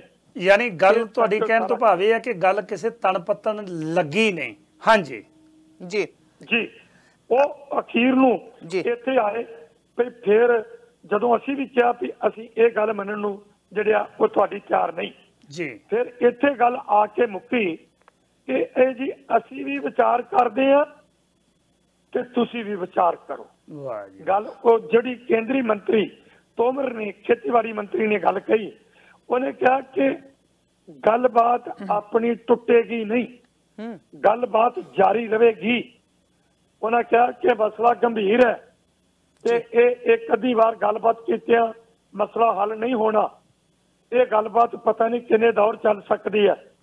ਸੋ ਅਸੀਂ ਵੀ ਵਿਚਾਰ ਕਰਦੇ ਹਾਂ ਤੇ ਤੁਸੀਂ ਵੀ ਵਿਚਾਰ ਕਰੋ ਤੇ ਫਿਰ ਅਗਲੀ ਮੀਟਿੰਗ ਜਿਹੜੀ ਆ ਆਪਾਂ ਕਰਾਂਗੇ। ਸੋ ਇਹ ਗੱਲਬਾਤ ਕਹਿ ਕੇ ਜਿਹੜੀ ਆ ਉੱਥੋਂ ਸਾਡੀ ਉਦਣ ਛੁੱਟੀ ਆ। ਤੇ ਜਿਹੜੇ ਲੋਕ ਸਾਨੂੰ ਕਹਿੰਦੇ ਆ ਵੀ ਇਹ ਖਾਣਾ ਖਾਣ ਗਏ ਸੀ, ਉਹ ਭਰਾਓ ਅਸੀਂ ਖਾਣਾ ਖਾਣ ਨਹੀਂ, ਖਾਣਾ ਤੇ ਵੇਖੋ ਹੁਣ ਜਿੱਥੇ ਜਾਣਾ ਹੈ ਇਹ ਜਿਹੜਾ ਪੇਟ ਹੈ ਪੂਰਤੀ ਤਾਂ ਕਰਨੀ ਹੈ ਨਾ। ਬਿਲਕੁਲ ਜੀ। 7 ਘੰਟੇ ਦੀ ਲੰਬੀ ਮੀਟਿੰਗ ਸੀਗੀ ਤੇ ਬਿਲਕੁਲ ਉੱਥੇ ਹੁਣ ਭੁੱਖਿਆਂ ਰਹਿ ਕੇ ਥੋੜੇ ਕਰਨੀ ਸੀ, ਉਹ ਤਾਂ ਪਹਿਲਾਂ ਹੀ ਇੰਨੇ ਚਿਰ ਦੇ ਸੰਘਰਸ਼ ਤੇ ਬੈਠੇ ਨੇ ਸਾਡੇ ਵੀਰ। ਬਿਲਕੁਲ ਜੀ। ਕੁਛ ਇੱਕ ਹੁੰਦੇ ਇਹੋ ਜਿਹੇ ਬਲਦੇਵ ਸਿੰਘ ਜੀ ਜਿਹੜੇ ਕਿੰਤੂ ਪਰੰਤੂ ਕਰਦੇ ਆ, ਪਰ ਤੁਹਾਡੇ ਤੋਂ ਜਾਣਨਾ ਚਾਹੁੰਦੇ ਆ ਕਿ 7 ਘੰਟੇ ਦੀ ਲੰਬੀ ਮੀਟਿੰਗ ਹੋਈ ਤੁਹਾਡੀ, ਤੁਸੀਂ ਬੜਾ ਆਪਣੇ ਦ੍ਰਿੜਤਾ ਦੇ ਨਾਲ ਸਾਰੇ ਹੀ ਜਿੰਨੇ ਮੈਂਬਰ ਗਏ ਸੀ ਆਪਣੇ ਸਵਾਲ ਜਵਾਬ ਰੱਖੇ, ਸੋ ਕੋਈ ਖਾਸ ਗੱਲ ਤਣ ਪੱਤਣ ਨਹੀਂ ਲੱਗੀ। ਪਰ ਹੁਣ ਤੁਹਾਡਾ ਬੀ ਪਲਾਨ ਕੀ ਆ, ਹੁਣ ਅੱਗੇ ਤੁਸੀਂ ਕੀ ਕਰਨਾ ਚਾਹੁੰਦੇ ਹੈਗੇ ਆ? ਜੀ ਅਸੀਂ ਦੇਖੋ ਕੁਝ ਤਾਂ ਫੈਸਲੇ ਸਵੇਰ ਦੀ ਮੀਟਿੰਗ 'ਚ ਹੋਣੇ ਨੇ ਜੀ, ਪਰ ਇੱਕ ਫੈਸਲਾ ਜਿਹੜਾ ਅਸੀਂ ਕਰ ਚੁੱਕੇ ਹਾਂ ਉਹ ਇਹ ਹੈ ਕਿ 26 ਤਰੀਕ ਨੂੰ ਜਿਹੜਾ 26-27 ਨੂੰ ਚੱਲੋ ਦਿੱਲੀ। ਹੁਣ ਦਿੱਲੀ ਜਾਣਾ ਤੇ ਕੀ ਕਰਨਾ ਹੈ ਤੇ ਜਾਣਾ ਕਿਸ ਤਰ੍ਹਾਂ ਹੈ ਜੀ, ਇਹਦੇ ਵਿੱਚ ਸਵੇਰੇ ਵੀ ਵਿਚਾਰ ਹੋਏਗੀ। ਲੇਕਿਨ ਜੋ ਪਹਿਲਾਂ ਹੋਈ ਹੈ ਉਹ ਇਹ ਹੈ ਕਿ ਅਸੀਂ ਦਿੱਲੀ ਨੂੰ ਕੂਚ ਕਰਨਾ ਹੈ। ਉਹਦੇ ਵਿੱਚ ਸਾਡੀਆਂ ਭਾਰਤ ਦੀਆਂ ਬਾਕੀ ਕਿਸਾਨ ਜਥੇਬੰਦੀਆਂ ਵੀ ਜਿਹੜੇ 500 ਦੇ ਕਰੀਬ ਸੰਗਠਨ ਇਕੱਠੇ ਹੋਏ ਨੇ, ਜਿਨ੍ਹਾਂ ਤੱਕ ਅਸੀਂ ਵੇਖੋ ਹੁਣ ਤੱਕ ਸਾਡੀ ਪ੍ਰਾਪਤੀ ਕੀ ਹੈ ਕਿ ਪਹਿਲਾਂ ਅਸੀਂ ਪੰਜਾਬ ਦੇ 30 ਕਿਸਾਨ ਜਥੇਬੰਦੀਆਂ ਇਕੱਠੀਆਂ ਹੋਈਆਂ। ਉਸ ਤੋਂ ਉਪਰੰਤ ਅਸੀਂ ਪੰਜਾਬ ਦੇ ਲੋਕਾਂ ਨੂੰ ਦੱਸਿਆ ਕਿ ਇਹ ਭਰਾਓ ਇਹ ਜਿਹੜਾ ਮਸਲਾ ਇਹ ਸਾਡਾ ਇਕੱਲੇ ਪੰਜਾਬ ਦੇ ਕਿਸਾਨਾਂ ਦਾ ਨਹੀਂ, ਇਹ ਸਾਰੇ ਕਿਰਤੀ ਲੋਕਾਂ ਦਾ। ਅਸੀਂ ਆੜ੍ਹਤੀਆਂ ਤੱਕ, ਵਪਾਰੀਆਂ ਤੱਕ, ਮਤਲਬ ਹਰ ਵਰਗ ਤੱਕ ਪਹੁੰਚਣ ਦੀ ਕੋਸ਼ਿਸ਼ ਕੀਤੀ ਆ ਤੇ ਉਹ ਲੋਕ ਸਾਡੇ ਨਾਲ ਵੀ ਆਏ ਨੇ। ਉਸ ਤੋਂ ਬਾਅਦ ਅਸੀਂ ਭਾਰਤ ਦੇ ਬਾਕੀ ਜਿਹੜੇ ਕਿਸਾਨ ਸੰਗਠਨ ਨੇ ਉਹਨਾਂ ਤੱਕ ਪਹੁੰਚ ਕੀਤੀ ਹੈ, ਉਹਨਾਂ ਨੂੰ ਪਹੁੰਚ ਕਰਕੇ ਗੱਲ ਕੀਤੀ ਹੈ ਕਿ ਇਹ ਭਰਾਓ ਇਹ ਇਕੱਲੇ ਪੰਜਾਬ ਦੇ ਕਿਸਾਨਾਂ ਦਾ ਮਸਲਾ ਨਹੀਂ, ਪੂਰੇ ਭਾਰਤ ਦੇ ਕਿਸਾਨਾਂ ਦਾ ਮਸਲਾ ਹੈ ਤੇ ਇਹ ਪੂਰੇ ਭਾਰਤ ਦੇ ਕਿਸਾਨਾਂ ਦਾ ਹੀ ਨਹੀਂ, ਇਹ ਸਮੁੱਚੇ ਕਿਰਤੀ ਲੋਕਾਂ ਦਾ, ਸਮੁੱਚੇ ਵਰਗਾਂ ਦਾ ਇਹ ਮਸਲਾ ਹੈ। ਇਹ ਦੱਸਣ 'ਚ ਅਸੀਂ ਕਾਮਯਾਬ ਹੋਏ ਹਾਂ ਤੇ ਇਕੱਠੇ ਹੋ ਰਹੇ ਹਾਂ। ਸੋ ਉਹਨਾਂ ਨਾਲ ਵੀ ਸਾਡੀ ਵਿਚਾਰ ਹੋਏਗੀ ਤੇ ਅਸੀਂ 26 ਤਰੀਕ ਨੂੰ ਜੋ ਜਾ ਰਹੇ ਹਾਂ, ਜਿੱਥੇ ਵੀ ਸਾਨੂੰ ਜੇ ਮੰਨ ਲਓ ਜਿਸ ਤਰ੍ਹਾਂ ਬੀਜੇਪੀ ਹਰਿਆਣੇ 'ਚ ਬੀਜੇਪੀ ਦੀ ਸਰਕਾਰ ਹੈ, ਉਹ ਸਾਨੂੰ ਦਿੱਲੀ ਵੱਲ ਨੂੰ ਨਹੀਂ ਜਾਣ ਦਿੰਦੀ ਤੇ ਜਿੱਥੇ ਰੋਕਣਗੇ ਅਸੀਂ ਉੱਥੇ ਰੁਕ ਜਾਵਾਂਗੇ, ਉੱਥੇ ਹੀ ਸਾਡਾ ਮੋਰਚਾ ਚਾਲੂ। ਇਸੇ ਤਰ੍ਹਾਂ ਰਾਜਸਥਾਨ ਤੋਂ ਹੋਣੇ ਆ, MP ਤੋਂ ਹੋਣੇ ਆ, UP ਤੋਂ ਹੋਣੇ ਆ, ਜਿੱਥੋਂ ਵੀ ਜਿਹੜੇ ਲੋਕ ਆਉਣਗੇ ਉਹ ਉੱਥੇ ਹੀ ਜਿਹੜਾ ਉਹ ਧਰਨੇ ਦੇਣਗੇ। ਸਾਡਾ ਪਲਾਨ ਹੋਲਡ ਕਰਿਓ। ਬਲਦੇਵ ਸਿੰਘ ਜੀ ਤੁਹਾਡੀ ਲਾਈਨ ਹੋਲਡ ਕਰਦੇ ਆ, ਸਾਡੇ ਨਾਲ ਇੱਕ ਕਾਲਰ ਹੈ ਜੀ। ਸਵਾਗਤ ਹੈ ਜੀ ਤੁਹਾਡਾ ਸਾਂਝਾ ਟੀਵੀ ਤੇ। ਸਤਿ ਸ਼੍ਰੀ ਅਕਾਲ ਜੀ। ਸਤਿ ਸ਼੍ਰੀ ਅਕਾਲ ਜੀ। ਮੈਂ ਬਹੁਤ ਹੀ ਲੰਬੀ ਚੌੜੀ ਗੱਲ ਤਾਂ ਨਹੀਂ ਕਰਨੀ, ਜੋ ਬਲਦੇਵ ਸਿੰਘ ਸਿਰਸਾ ਨੇ ਬਹੁਤ ਸਾਰੇ ਡਿਟੇਲ ਚ ਗੱਲ ਦੇਤੀ ਆ, ਸਾਰਾ ਸਮਝਾਤਾ, ਪਰ ਮੈਂ ਇੱਕ ਦੋ ਸੁਝਾਅ ਜ਼ਰੂਰ ਇਹਨਾਂ ਨੂੰ ਦਿਆਂਗਾ, ਕਿਉਂਕਿ ਬਹੁਤ ਇਹਨਾਂ ਨੇ ਸਟਰਗਲ ਦੇ ਵਿੱਚ ਹੀ ਲੰਘੇ ਆ, ਬੜੇ ਤਜਰਬੇਕਾਰ ਹੈਗੇ ਆ। ਤੇ ਮੈਂ ਇਹ ਗੱਲ ਜ਼ਰੂਰ ਕਹਾਂਗਾ ਵੀ ਜਿਹੜੀਆਂ ਰੇਲਾਂ ਪਟੜੀਆਂ ਤੋਂ ਅਸੀਂ ਉੱਠ ਖੜੇ ਆ ਜੀ, ਉਹ ਫੇਰ ਵੀ ਸੈਂਟਰ ਗਵਰਨਮੈਂਟ ਆਪਣੇ ਉਹ ਰੇਲ ਆਪਣੇ ਗੱਡੀਆਂ ਭੇਜ ਰਹੀ। ਇਹਦੇ ਬਾਰੇ ਆਪਾਂ ਡਿਟੇਲ ਜਿੱਦਾਂ ਇਹਦੇ ਚ ਪਬਲਿਕ ਓਪੀਨੀਅਨ ਪਾਉਣ ਦੀ ਲੋੜ ਆ। ਤੇ ਹੁਣ ਅਸੀਂ ਤਾਂ ਆਪਣਾ ਫਰਜ਼ ਪੂਰਾ ਕਰਤਾ, ਹੁਣ ਗਵਰਨਮੈਂਟ ਨਹੀਂ ਕਰ ਰਹੀ। ਇਹ ਪਬਲਿਕ ਓਪੀਨੀਅਨ ਜਿਹੜੀ ਆ, ਇਹ ਸਿਰਸਾ ਸਾਹਿਬ ਨੂੰ ਇਹ ਬੇਨਤੀ ਆ ਵੀ ਇਹ ਅਸੀਂ ਸਾਡੇ ਕੋਲ ਬੈਸਟ ਤਰੀਕਾ ਇਹ ਆ ਵੀ ਪਿੰਡਾਂ ਦੇ ਵਿੱਚ ਪਿੰਡਾਂ ਦੀ ਲਾਈਫ ਜਿਹੜੀ ਆ ਪਹਿਲਾਂ ਅਫੈਕਟ ਹੋਣੀ ਆ ਸਾਰੇ ਇਹਨਾਂ ਕਾਨੂੰਨਾਂ ਕਰਕੇ। ਪਿੰਡਾਂ ਦੇ ਗੁਰਦੁਆਰਿਆਂ ਵਿੱਚ ਅਨਾਉਂਸਮੈਂਟ ਇਹ ਸ਼ੁਰੂ ਹੋ ਜਾਏ ਵੀ ਆਹ ਦੇਖੋ ਵੀ ਲੋਕੋ ਸਾਡਾ ਇਹ ਕਿਰਤੀਆਂ ਦਾ ਘੋਲ ਹੈਗਾ, ਜੇ ਹੁਣ ਖਤਮ ਅਸੀਂ ਪਿੰਡ ਖਤਮ ਹੁੰਦੇ ਆ ਤੇ ਸਾਡਾ ਗੁਰੂ ਸਾਡਾ ਗੁਰਦੁਆਰੇ ਵੀ ਸਾਡੇ ਹੋਰ ਧਾਰਮਿਕ ਅਦਾਰੇ ਵੀ ਸਾਡੇ ਇਹ ਖਤਮ ਹੋਣਗੇ। ਇਹ ਲਈ ਬਚਾਅ ਲਈ ਇਹ ਜਿੱਦਾਂ ਇੱਕ ਤਰ੍ਹਾਂ ਦੀ ਬੜੀ ਤਕੜੀ ਪਬਲਿਕ ਓਪੀਨੀਅਨ, ਜੇ ਅਸੀਂ ਪਬਲਿਕ ਓਪੀਨੀਅਨ ਨਹੀਂ ਕ੍ਰੀਏਟ ਕਰਾਂਗੇ ਤੇ ਫਿਰ ਇਹ ਜਿਹੜੇ ਸ਼ਹਿਰੀ ਵਰਗ ਵੀ ਕਈ ਹਾਲੇ ਅਪੋਜ਼ ਕਰ ਰਹੇ ਆ, ਉਹਨਾਂ ਨੂੰ ਵੀ ਸਮਝ ਆਊਗੀ ਵੀ ਹਾਂ ਵੀ ਇਹ ਇੱਕ ਤਰ੍ਹਾਂ ਏਦਾਂ ਦਾ ਮੇਰਾ ਸੁਝਾਅ ਆ ਵੀ ਪਿੰਡਾਂ ਦੇ ਗੁਰਦੁਆਰਿਆਂ ਤੋਂ ਧਾਰਮਿਕ ਅਦਾਰਿਆਂ ਤੋਂ ਇਹ ਅਨਾਉਂਸਮੈਂਟ ਸ਼ੁਰੂ ਹੋਣੀ ਚਾਹੀਦੀ ਆ ਵੀ ਸਾਡਾ ਕੋਲ ਕਿਰਤੀਆਂ ਕੋਲ ਆ, ਸਾਡੇ ਨਾਲ ਆਪਣੇ ਜੁੜੋ। ਤੇ ਆਹ ਅਸਲੀ ਗੱਲ ਹੈਗੀ ਆ, ਅਸੀਂ ਰੇਲ ਪਟੜੀਆਂ ਛੱਡ ਬੈਠੇ ਆ, ਉਹ ਜਾਣ ਕੇ ਸੈਂਟਰ ਗਵਰਨਮੈਂਟ ਸਮਾਨ ਆਪਣਾ ਨਹੀਂ ਭੇਜਣਾ ਚਾਹੁੰਦੀ, ਸਾਨੂੰ ਤੰਗ ਕਰਨ ਚਾਹੁੰਦੀ ਆ। ਇੰਨੀ ਵਾਰੀ ਬੇਨਤੀ ਹੈ। ਬਹੁਤ ਥੈਂਕ ਯੂ ਜੀ। ਸਤਿ ਸ਼੍ਰੀ ਅਕਾਲ ਜੀ। ਜੀ ਹਾਂਜੀ ਸਿਰਸਾ ਸਾਹਿਬ, ਹੁਣ ਜਿਹੜੀ ਗੱਲ ਇਹ ਕਹਿ ਕੇ ਗਏ ਨੇ ਕਾਲਰ ਕਿ ਕਿਸਾਨ ਪਟੜੀਆਂ ਤਾਂ ਜ਼ਿਮੀਂਦਾਰਾਂ ਨੇ ਪਹਿਲਾਂ ਹੀ ਵਿਹਲੀਆਂ ਕੀਤੀਆਂ ਹੋਈਆਂ ਨੇ, ਫਿਰ ਇਹ ਤੋਹਫਾ ਕਿਹੜਾ ਮੰਗਦੇ ਆ? ਹਾਂਜੀ, ਕਿਸਾਨ ਪਟੜੀਆਂ ਤਾਂ ਜਿਹੜੀਆਂ ਰੇਲ ਪਟੜੀਆਂ ਨੇ ਉਹ ਤਾਂ ਕਿਸਾਨਾਂ ਨੇ ਪਹਿਲਾਂ ਵਿਹਲੀਆਂ ਕਰ ਦਿੱਤੀਆਂ ਨੇ। ਤੁਹਾਨੂੰ ਲੱਗਦਾ ਨਹੀਂ ਵੀ ਜਿਵੇਂ ਸੁਝਾਅ ਦੇ ਕੇ ਗਏ ਨੇ ਕਿ ਪਿੰਡਾਂ ਦੇ ਹਰ ਗੁਰਦੁਆਰੇ ਦੇ ਵਿੱਚ ਅਨਾਉਂਸ ਕੀਤਾ ਜਾਵੇ ਕਿ ਇਹ ਕੱਲੀ ਕਿਸਾਨ ਮਾਰੂ ਨੀਤੀ ਹੀ ਨਹੀਂ, ਬਲਕਿ ਪੰਜਾਬ ਦੀ ਆਰਥਿਕਤਾ ਦੇ ਉੱਤੇ ਬੜੀ ਵੱਡੀ ਸੱਟ ਮਾਰਨ ਦਾ ਯਤਨ ਕੇਂਦਰ ਕਰ ਰਹੀ ਹੈ, ਜਿਹਦੇ ਕਰਕੇ ਹਰ ਵਿਅਕਤੀ ਇਫੈਕਟ ਹੋਏਗਾ। ਇਹਦੇ ਬਾਰੇ ਕਹਿੰਦੇ ਵੀ ਸੁਚੇਤ ਕੀਤਾ ਜਾਵੇ ਹਰ ਪੇਂਡੂ ਵਿਅਕਤੀ ਨੂੰ। ਜੀ ਧੰਨਵਾਦ ਹੈ ਇਹਨਾਂ ਦਾ, ਪਰ ਮੈਂ ਇਹਨਾਂ ਨੂੰ ਇੱਕ ਬੇਨਤੀ ਕਰਾਂਗਾ ਜੀ ਕਿ ਅਸੀਂ ਜਿਹੜਾ ਇਹ ਐਜੀਟੇਸ਼ਨ ਹੁਣ ਅਸੀਂ ਚਲਾ ਰਹੇ ਹਾਂ ਤੇ ਜਿਹੜੇ ਮੋਦੀ ਸਰਕਾਰ ਨੇ ਕਾਨੂੰਨ ਲਿਆਂਦੇ ਨੇ, ਇਹਨਾਂ ਦੇ ਸੰਬੰਧ ਵਿੱਚ ਅਸੀਂ ਵਿਸਤਾਰ ਸਾਹਿਤ ਆਮ ਲੋਕਾਂ ਤੱਕ ਪਹੁੰਚ ਕਰਕੇ, ਸਮੁੱਚੇ ਵਰਗਾਂ ਤੱਕ ਪਹੁੰਚ ਕਰਕੇ, ਜਿਹਦੀ ਮੈਂ ਇੱਕ ਮਿਸਾਲ ਦੇਣੀ ਚਾਹੁੰਦਾ ਹੈ ਕਿ 7 ਤਰੀਕ ਨੂੰ ਵੱਲਾ ਸਬਜ਼ੀ ਮੰਡੀ ਦੇ ਵਿੱਚ ਇੱਕ ਉਹਨਾਂ ਜਿਹੜੇ ਸਬਜ਼ੀ ਮੰਡੀ ਦੇ ਆੜਤੀ ਨੇ, ਉਹਨਾਂ ਆੜਤੀ ਵੀਰਾਂ ਨੇ, ਮਨੀਮਾ ਨੇ ਤੇ ਜਿਹੜੇ ਉੱਥੇ ਮਜ਼ਦੂਰ ਕੰਮ ਕਰਦੇ ਨੇ, ਉਹਨਾਂ ਸਾਰੇ ਲੋਕਾਂ ਨੇ ਇੱਕ ਰੈਲੀ ਕਰਾਈ, ਜਿਹਦੇ ਵਿੱਚ ਉਹਨਾਂ ਨੇ ਆਮ ਲੋਕਾਂ ਨੂੰ ਇਕੱਠਾ ਕੀਤਾ, ਸਾਰੇ ਵਰਗਾਂ ਦੇ ਕਿਸਾਨ ਵੀ ਸੱਦੇ ਸੀ। ਤੇ ਉੱਥੇ ਅਸੀਂ ਜਿਹੜੀ ਮੈਂ ਗੱਲ ਕਰਕੇ ਆਏ ਹਾਂ, ਬਹੁਤ ਮਾਣ ਸਤਿਕਾਰ ਉਹਨਾਂ ਦਿੱਤਾ। ਮੇਰਾ ਕਹਿਣ ਤੋਂ ਆ ਕਿ ਜਿਹੜਾ ਸੰਵਿਧਾਨ ਦਿੱਤਾ, ਅਸੀਂ ਇਹ ਗੱਲ ਕਰ ਰਹੇ ਹਾਂ। ਮੈਂ ਤਾਂ ਆਮ ਮੀਟਿੰਗਾਂ ਦੇ ਵਿੱਚ ਜਿਹੜੀਆਂ 27 ਤਰੀਕ ਦੀਆਂ, 3 ਤਰੀਕ ਦੀਆਂ, 7 ਨਵੰਬਰ ਦੀਆਂ ਸਾਡੀਆਂ ਮੀਟਿੰਗਾਂ ਰਕਾਬਗੰਜ ਗੁਰਦੁਆਰਾ ਸਾਹਿਬ ਭਾਰਤ ਦੇ ਬਾਕੀ ਸੰਗਠਨਾਂ ਨਾਲ ਹੋਈਆਂ ਨੇ, ਉਹਨਾਂ ਤੱਕ ਇਹ ਗੱਲ ਕੀਤੀ ਆ ਵੀ ਅੱਜ ਤੱਕ ਜਿਹੜੇ ਪੰਜਾਬ 'ਚ ਐਜੀਟੇਸ਼ਨ ਹੋਏ ਨੇ ਉਹ ਸਾਰੇ ਪੰਜਾਬ ਦੇ ਹਿੱਤਾਂ ਵਾਸਤੇ ਸੀ। ਬਿਲਕੁਲ, ਪਰ ਉਹਨਾਂ ਐਜੀਟੇਸ਼ਨਾਂ ਨੂੰ ਜਾਂ ਤਾਂ ਸਿੱਖ ਮਸਲਾ ਇਹਨਾਂ ਨੇ ਬਣਾ ਦਿੱਤਾ, ਕੇਂਦਰੀ ਸਰਕਾਰਾਂ ਨੇ ਸਮੇਂ ਦੀਆਂ ਨੇ ਜਾਂ ਏਜੰਸੀਆਂ ਨੇ, ਤੇ ਜਾਂ ਉਹਨਾਂ ਨੂੰ ਕੇਵਲ ਸਿੱਖ ਧਰਮ ਦੇ ਨਾਲ ਜੋੜਿਆ ਗਿਆ। ਤੇ ਇਸ ਵਾਰੀ ਵੀ ਇਹਨਾਂ ਨੇ ਇਸ ਐਜੀਟੇਸ਼ਨ ਨੂੰ ਤਾਰਪੀਡੋ ਕਰਨ ਲਈ, ਫਿਰ ਕਰਨ ਲਈ ਦਲਤ ਪੱਤਾ ਵੀ ਖੇਡਿਆ ਅਤੇ ਕਿਸਾਨ ਦੀ ਇੱਤਾ ਕੀਤਾ। ਤੇ ਅਸੀਂ ਉਹਨਾਂ ਨੂੰ ਇਹ ਪਹੁੰਚ ਕੀਤੀ ਆ ਕਿ ਇਹ ਪੰਜਾਬ ਤੋਂ ਬਾਹਰ ਰਹਿਣ ਵਾਲੇ ਜਿਹੜੇ ਸੰਗਠਨ ਨੇ ਕਿਸਾਨੀ ਨਾਲ ਸੰਬੰਧਿਤ, ਉਹਨਾਂ ਸਾਰਿਆਂ ਨੂੰ ਅਪੀਲ ਕੀਤੀ ਆ ਕਿ ਤੁਸੀਂ ਪੰਜਾਬ 'ਚ ਆਓ ਤੇ ਕੇਂਦਰ ਸਰਕਾਰ ਦੀਆਂ ਜਿਹੜੀਆਂ ਇਹ ਐਜੀਟੇਸ਼ਨ ਨੂੰ ਤਾਰਪੀਡੋ ਕਰਨ ਦੀਆਂ ਨੀਤੀਆਂ ਨੇ, ਪਾਲਿਸੀਆਂ ਨੇ, ਉਹਨਾਂ ਨੂੰ ਨੰਗਾ ਕੀਤਾ ਜਾਵੇ। ਅਸੀਂ ਇਸ ਵਾਰੀ ਬੇਬਾਕ ਹੋ ਕੇ ਸਟੇਜਾਂ ਤੇ ਬੋਲ ਰਹੇ ਹਾਂ ਕਿ ਸਾਡਾ ਜਿਹੜਾ ਸੰਘਰਸ਼ ਹੈ ਇਹ ਸ਼ਾਂਤਮਈ ਹੈ, ਇਹ ਕਿਸੇ ਦੇ ਵਿਰੁੱਧ ਜਿਹੜਾ ਇਹ ਕੇਵਲ ਕੇਂਦਰ ਖਿਲਾਫ ਸਰਕਾਰ ਵੱਲੋਂ ਬਣਾਏ ਗਏ ਕਾਨੂੰਨਾਂ ਦੇ ਖਿਲਾਫ ਆ। ਇਹ ਸਾਡਾ ਕਿਸੇ ਵੀ ਹੋਰ ਦੇ ਖਿਲਾਫ ਨਹੀਂ ਤੇ ਅਸੀਂ ਇਸ ਐਜੀਟੇਸ਼ਨ ਨੂੰ ਹਿੰਸਕ ਰੂਪ ਨਹੀਂ ਧਾਰਨ ਕਰਨ ਦੇਵਾਂਗੇ ਜੀ। ਜੋ ਜੀ ਜੀ ਬਲਦੇਵ ਸਿੰਘ ਜੀ, ਤੁਹਾਡੀ 1 ਸੈਕਿੰਡ ਲਈ ਅਸੀਂ ਕਾਲ ਹੋਲਡ ਤੇ ਪਾਉਂਦੇ ਹਾਂ। ਸਵਾਗਤ ਹੈ ਜੀ ਤੁਹਾਡਾ ਸਾਂਝਾ ਟੀਵੀ ਤੇ। ਸਤਿ ਸ਼੍ਰੀ ਅਕਾਲ ਜੀ। ਹਾਂਜੀ, ਸਾਰਿਆਂ ਨੂੰ, ਸਾਰੇ ਸਰੋਤਿਆਂ ਨੂੰ ਤੇ ਬਲਦੇਵ ਸਿੰਘ ਹੋਰਾਂ ਨੂੰ ਸਤਿ ਸ਼੍ਰੀ ਅਕਾਲ। ਜਗਜੀਤ ਸਿੰਘ ਬੋਲ ਰਿਹਾ ਜੀ। ਡਾਕਟਰ ਜਗਜੀਤ ਸਿੰਘ ਜੀ। ਹਾਂਜੀ, ਮੇਰਾ ਇੱਕ ਸਵਾਲ ਹੈ ਕਿ ਜਿਹੜਾ ਫੈਡਰਲ ਸਟਰਕਚਰ ਦੇ ਵਿੱਚ ਔਰ ਜਿਹੜੀ ਇਹਨਾਂ ਨੇ ਜਿੰਨੇ ਵੀ ਚੱਲ ਰਿਹਾ MSP ਨੂੰ ਕੈਲਕੂਲੇਟ ਕਰਨਾ ਔਰ ਫੈਡਰਲ ਸਟਰਕਚਰ ਦੇ ਵਿੱਚ ਜਿਹੜਾ ਮਰਜ਼ੀ ਜੀ ਕਰੇ ਜਿਹੜਾ ਕਾਨੂੰਨ ਬਣਾ ਲੈਣਾ ਹੈ, ਉਹਨਾਂ ਬਾਰੇ ਵੀ ਕੋਈ ਗੱਲ ਹੋ ਰਹੀ ਹੈ? ਔਰ ਦੂਸਰੀ ਗੱਲ, ਪਬਲਿਕ ਨੂੰ ਇਨ ਜਨਰਲ ਇਹਦਾ ਇਫੈਕਟ ਕੱਲਾ ਕਿਸਾਨਾਂ ਤੇ ਨਹੀਂ ਹੈ, ਇਸ ਬਿੱਲਾਂ ਦਾ ਇਫੈਕਟ ਸਾਰੇ ਗਰੀਬ ਤਬਕੇ ਤੇ ਪੈਣਾ ਹੀ ਪੈਣਾ, ਭਾਵੇਂ ਉਹ ਸ਼ਹਿਰਾਂ 'ਚ ਰਹਿੰਦੇ ਤੇ ਭਾਵੇਂ ਜਿੱਥੇ ਮਰਜ਼ੀ ਪਿੰਡਾਂ 'ਚ ਰਹਿੰਦੇ ਆ। ਬਿਲਕੁਲ, ਕਿਉਂਕਿ ਉਹਨਾਂ ਨੇ ਅਲਟੀਮੇਟਲੀ ਜਿਹੜਾ ਪਬਲਿਕ ਡਿਸਟ੍ਰੀਬਿਊਸ਼ਨ ਸਿਸਟਮ ਹੈ ਇੰਡੀਆ ਦਾ, ਉਹਨੂੰ ਬੰਦ ਕਰਨ ਤੇ ਆਉਂਦੇ ਪਏ ਆ। At the end of the day ਉੱਥੇ ਉਹ ਸਾਰੀ ਗੱਲ ਉੱਥੇ ਜਾ ਕੇ ਮੁੱਕਣੀ ਹੈ। ਉਹ ਕੋਸ਼ਿਸ਼ ਇਹ ਕਰ ਰਿਹਾ ਕਿ ਅਸੀਂ ਪੈਸੇ ਦਿਆਂਗੇ ਤੇ ਪਬਲਿਕ ਡਿਸਟ੍ਰੀਬਿਊਸ਼ਨ ਸਿਸਟਮ ਬੰਦ ਕਰ ਦਿਆਂਗੇ।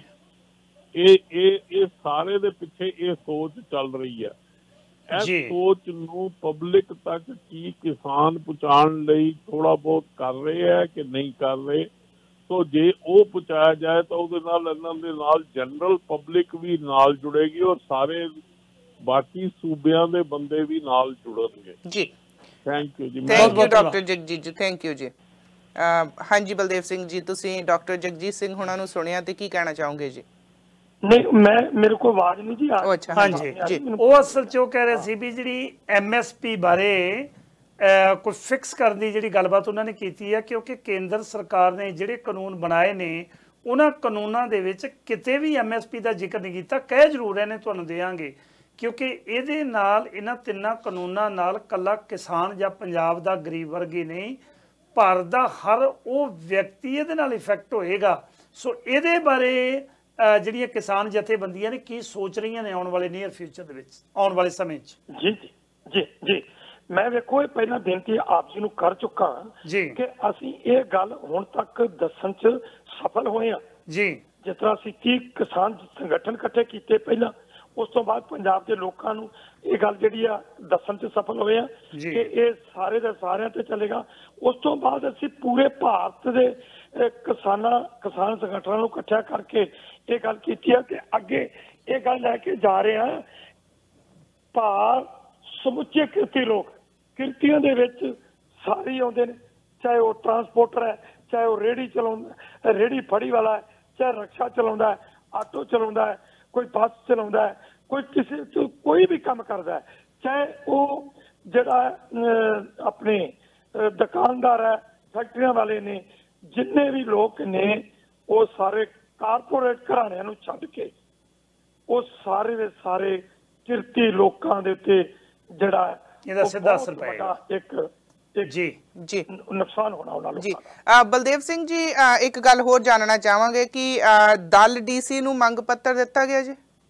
ਤੁਸੀਂ ਜੀ ਜੀ, ਅਸੀਂ ਇਹ ਦੱਸਣਾ ਚਾਹੁੰਦੇ ਹਾਂ ਵੀ ਜਿਸ ਤਰ੍ਹਾਂ ਮਾਲ ਦੇ ਅੱਗੇ ਮੈਂ ਬੈਠਾ, ਪਹਿਲਾਂ ਪੈਟਰੋਲ ਪੰਪਾਂ ਦੇ ਜਿਹੜੇ ਰਿਲਾਇੰਸ ਦੇ, ਕਿਉਂਕਿ ਅਸੀਂ ਜਿਹੜੇ ਇਹ ਅਡਾਨੀਆਂ ਦੇ ਜਿਹੜੇ ਕਾਰਪੋਰੇਟ ਘਰਾਣਿਆਂ ਦੇ ਪੰਪ ਨੇ ਜਾਂ ਟੋਲ ਪਲਾਜ਼ਾ ਅਸੀਂ ਰੋਕੇ ਹੋਏ ਨੇ, ਤੇ ਪਹਿਲਾਂ ਪੰਪ ਵੀ ਰੋਕੇ ਸੀ ਤੇ ਪੰਪਾਂ ਵਾਲੇ ਸਾਡੇ ਕੋਲ ਆਏ ਸੀ ਜੀ। ਉਹਨਾਂ ਪੰਪਾਂ ਦੇ ਜਿਹੜੇ ਪ੍ਰਾਈਵੇਟ ਲੋਕਾਂ ਨੇ ਪੈਸਾ ਖਰਚ ਕਰਕੇ ਕੰਪਨੀ ਨੂੰ ਪੈਸੇ ਦੇ ਕੇ ਲਏ ਸੀ, ਉਹ ਪੰਪ ਅਸੀਂ ਜਿਹੜੇ ਸੀ ਉਹਨਾਂ ਦੀ ਸਮੱਸਿਆ ਨੂੰ ਵੇਖਦੇ, ਉਹਨਾਂ ਦੇ ਦੁੱਖ ਨੂੰ ਵੇਖਦੇ ਉਹ ਵਿਚਾਰ ਵਟਾਂਦਰਾ ਕਰਕੇ ਛੱਡ ਦਿੱਤੇ ਸੀ। ਇਸੇ ਤਰ੍ਹਾਂ ਅਲਫਾ ਮਾਲ ਦੇ ਅੱਗੇ ਮੈਂ ਬੈਠਾ, ਉਸ ਮਾਲ ਦੇ ਅੰਦਰ ਜਿਹੜੇ ਰਿਲਾਇੰਸ ਦੇ ਸਟੋਰ ਨੇ ਉਹ ਸਾਰੇ ਬੰਦ ਨੇ 17 ਤਰੀਕ ਤੋਂ ਲੈ ਕੇ ਅਕਤੂਬਰ ਤੋਂ। ਤੇ ਉਹਦੇ ਜਿਹੜੇ ਬਾਕੀ ਲੋਕਾਂ ਨੇ ਜਿਹੜੇ ਰੈਂਟ ਤੇ ਦੁਕਾਨਾਂ ਲੈ ਕੇ ਤੇ ਅੰਦਰ ਉਹਨਾਂ ਦੇ ਕਾਰੋਬਾਰ ਚੱਲ ਰਿਹਾ, ਉਹ ਵੀ ਉਦੋਂ ਤੋਂ ਬੰਦ ਨੇ। ਉਹ ਲੋਕ ਸਾਡੇ ਕੋਲੇ ਆਏ ਸੀ 11 ਤਰੀਕ ਨੂੰ, ਮੰਗ ਪੱਤਰ ਦਿੱਤਾ ਸੀ ਤੇ ਉਹਦੇ ਵਿੱਚ ਅਸੀਂ ਉਹ 12 ਤਰੀਕ ਦੀ ਮੀਟਿੰਗ 'ਚ ਵਿਚਾਰ ਨਹੀਂ ਕਰ ਸਕੇ ਜੋ ਕੱਲ ਨੂੰ ਕਰਨੀ ਆ। ਤੇ ਇਹਦੇ ਸੰਬੰਧ ਵਿੱਚ ਅਸੀਂ ਇਹ ਗੱਲ ਦੱਸ ਰਹੇ ਹਾਂ, ਜਿਹੜੇ ਲੋਕ ਸਾਨੂੰ ਕਹਿੰਦੇ ਆ ਕਿ ਇਹ ਚਾਹ ਪੀ ਖਾਣਾ ਖਾ ਕੇ ਆ ਗਏ, ਉਹਨਾਂ ਨੂੰ ਦੱਸ ਰਹੇ ਹਾਂ ਵੀ ਜੇ ਕੇਂਦਰ ਸਰਕਾਰ ਸਾਡੀ ਗੱਲ ਸੁਣਨ ਨੂੰ ਤਿਆਰ, ਮਤਲਬ ਸਾਡੇ ਕਿਸੇ ਮਸਲੇ ਦੇ ਹੱਲ ਵਾਸਤੇ ਅਜੇ ਅੱਗੇ ਨਹੀਂ ਵਧ ਰਹੀ, ਉਹ ਕੇਵਲ ਗੱਲਬਾਤ ਤੱਕ ਹੀ ਸੀਮਿਤ ਹੈ, ਤਾਂ ਅਸੀਂ ਵੀ ਜੇ ਉਹ ਸਾਡੇ ਤੇ ਸਾਨੂੰ ਤੰਗ ਕਰ ਰਹੀ ਆ, ਪਰੇਸ਼ਾਨ ਕਰ ਰਹੀ ਆ, ਤੇ ਅਸੀਂ ਵੀ ਉਹਦੀਆਂ ਚੂੜੀਆਂ ਕੱਸ ਰਹੇ ਹਾਂ। ਅੰਮ੍ਰਿਤਸਰ ਦੇ ਵਿੱਚ ਜਿਹੜਾ ਕੱਲ ਮੈਂ DC ਨੂੰ ਮੰਗ ਪੱਤਰ ਦਿੱਤਾ ਹੈ, ਉਹਦੇ ਵਿੱਚ ਲਿਖਿਆ ਕਿ ਇੱਥੇ 22-23 ਹੋਰ ਵੀ ਇਸ ਤਰ੍ਹਾਂ ਦੇ ਉਹਨਾਂ ਦੇ ਸ਼ੋਰੂਮ ਵਗੈਰਾ ਜਾਂ ਮਾਲ ਜਿਹੜੇ ਨੇ ਉਹਨਾਂ ਦੇ ਵਿੱਚ ਇਹਨਾਂ ਦੇ ਸਟੋਰ ਚੱਲ ਰਹੇ ਨੇ। ਜਿੰਨੇ ਵੀ ਰਿਲਾਇੰਸ ਕੰਪਨੀ ਦੇ ਇੱਥੇ ਸਟੋਰ ਚੱਲ ਰਹੇ ਨੇ ਉਹ ਸਾਰੇ 48 ਘੰਟੇ ਦੇ ਅੰਦਰ ਅੰਦਰ ਬੰਦ ਕਰਾਏ ਜਾਣ, ਨਹੀਂ ਤਾਂ ਫਿਰ ਅਸੀਂ ਆਪ ਬੰਦ ਕਰਾਵਾਂਗੇ। ਇਹ ਮੰਗ ਪੱਤਰ ਕੱਲ ਦਿੱਤਾ ਹੈ ਜੀ। ਬਲਦੇਵ ਸਿੰਘ ਜੀ, ਇੱਕ ਤੁਹਾਡੇ ਤੋਂ ਆਖਰੀ ਸਵਾਲ ਜਾਣਨਾ ਚਾਹਾਂਗੇ। ਸਮਾਂ ਅਸੀਂ ਤੁਹਾਡਾ ਬਹੁਤ ਲਿਆ, ਬਹੁਤ ਦੇਰ ਰਾਤ ਹੋ ਚੁੱਕੀ ਤੁਹਾਡੇ ਕੋ। ਹਮੇਸ਼ਾ ਹੀ ਅਸੀਂ NRI ਇਹਨਾਂ ਮੁਲਕਾਂ 'ਚ ਬੈਠੇ, ਕਿਉਂਕਿ ਸਾਡੀਆਂ ਵੀ ਜ਼ਮੀਨਾਂ ਜਾਇਦਾਦਾਂ ਸਾਡੇ ਜੱਦੀ ਘਰ ਉੱਥੇ ਹੀ ਨੇ, ਤੇ ਅਸੀਂ ਬੇਸ਼ੱਕ ਬਗਾਨਿਆਂ ਮੁਲਕਾਂ 'ਚ ਅਸੀਂ ਵਸਦੇ, ਇੱਥੇ ਦੇ ਵਸਿੰਦੇ ਹੋ ਗਏ ਆ, ਪਰ ਦਿਲ ਅੱਜ ਵੀ ਸਾਡਾ ਪੰਜਾਬ ਹੀ ਧੜਕਦਾ ਆ। ਸੋ ਅਸੀਂ ਕੀ ਕਰ ਸਕਦੇ ਆ, ਕਿਸ ਤਰ੍ਹਾਂ ਅਸੀਂ ਕਿਸਾਨ ਜਥੇਬੰਦੀਆਂ ਦਾ ਸਾਥ ਦੇ ਸਕਦੇ ਆ? ਕੀ ਕਹਿਣਾ ਚਾਹੋਗੇ ਤੁਸੀਂ ਸਾਰੇ ਹੀ NRI ਨੂੰ, ਜਿੰਨੇ ਵੀ ਅੱਜ ਸਾਨੂੰ ਇੱਥੇ ਦੇਖ ਰਹੇ ਹੈਗੇ ਆ? ਜੀ, ਮੈਂ ਤਾਂ ਜਿੰਨੇ ਵੀ ਚੈਨਲਾਂ ਤੇ ਗੱਲਬਾਤ ਹੋ ਰਹੀ ਹੈ, ਆਪ ਜੀ ਦੇ ਚੈਨਲ ਰਾਹੀਂ ਸਮੂਹ ਸਰੋਤਿਆਂ ਨੂੰ, ਆਪ ਜੀਆਂ ਨੂੰ ਇਹ ਬੇਨਤੀ ਕਰਾਂਗਾ ਕਿ ਤੁਸੀਂ ਸਵਾਲ ਬੜਾ ਵੱਡਾ ਕੀਤਾ ਹੈ, ਤੇ ਇਹਦੇ ਸੰਬੰਧ ਵਿੱਚ ਮੈਂ ਨਿਮਰਤਾ ਸਹਿਤ ਬੇਨਤੀ ਕਰਦਾ ਵੀ ਇੱਕ ਤਾਂ ਜਿੰਨੇ ਵੀ ਵਿਦੇਸ਼ਾਂ ਵਿੱਚ ਸਾਡੇ ਵੀਰ ਵਸ ਰਹੇ ਨੇ ਜੀ, ਉਹਨਾਂ ਸਾਰਿਆਂ ਨੂੰ ਇਹ ਬੇਨਤੀ ਕਰਾਂਗੇ ਕਿ ਤੁਸੀਂ ਇਸ ਕਿੱਤੇ ਨਾਲ ਜੁੜੇ ਹੋਏ ਹੋ, ਤੇ ਤੁਸੀਂ ਸਾਡੇ ਉਹ ਜਿਸ ਤਰ੍ਹਾਂ 2014 ਦੀਆਂ ਇਲੈਕਸ਼ਨਾਂ ਵਿੱਚ ਆਮ ਪਾਰਟੀ ਦੇ 4 ਪੰਜਾਬ ਤੋਂ ਮੈਂਬਰ ਪਾਰਲੀਮੈਂਟ ਜਿੱਤੇ ਤੇ ਕੋਈ ਦੂਜੇ ਨੰਬਰ ਤੇ ਕੋਈ ਤੀਜੇ ਤੇ ਆਇਆ, ਉਹ NRI ਵੀਰਾਂ ਦੀ ਬਦੌਲਤ ਹੀ ਇਹ ਆਪ ਪਾਰਟੀ ਇੱਥੇ ਜਿੱਤ ਪ੍ਰਾਪਤ ਕਰ ਸਕੀ ਸੀ। ਹੁਣ ਵੀ ਤੁਸੀਂ ਸਾਨੂੰ ਸਹਿਯੋਗ ਹਰ ਤਰ੍ਹਾਂ ਦਾ ਦੇਣ ਦੀ ਕਿਰਪਾਲਤਾ ਕਰੋ।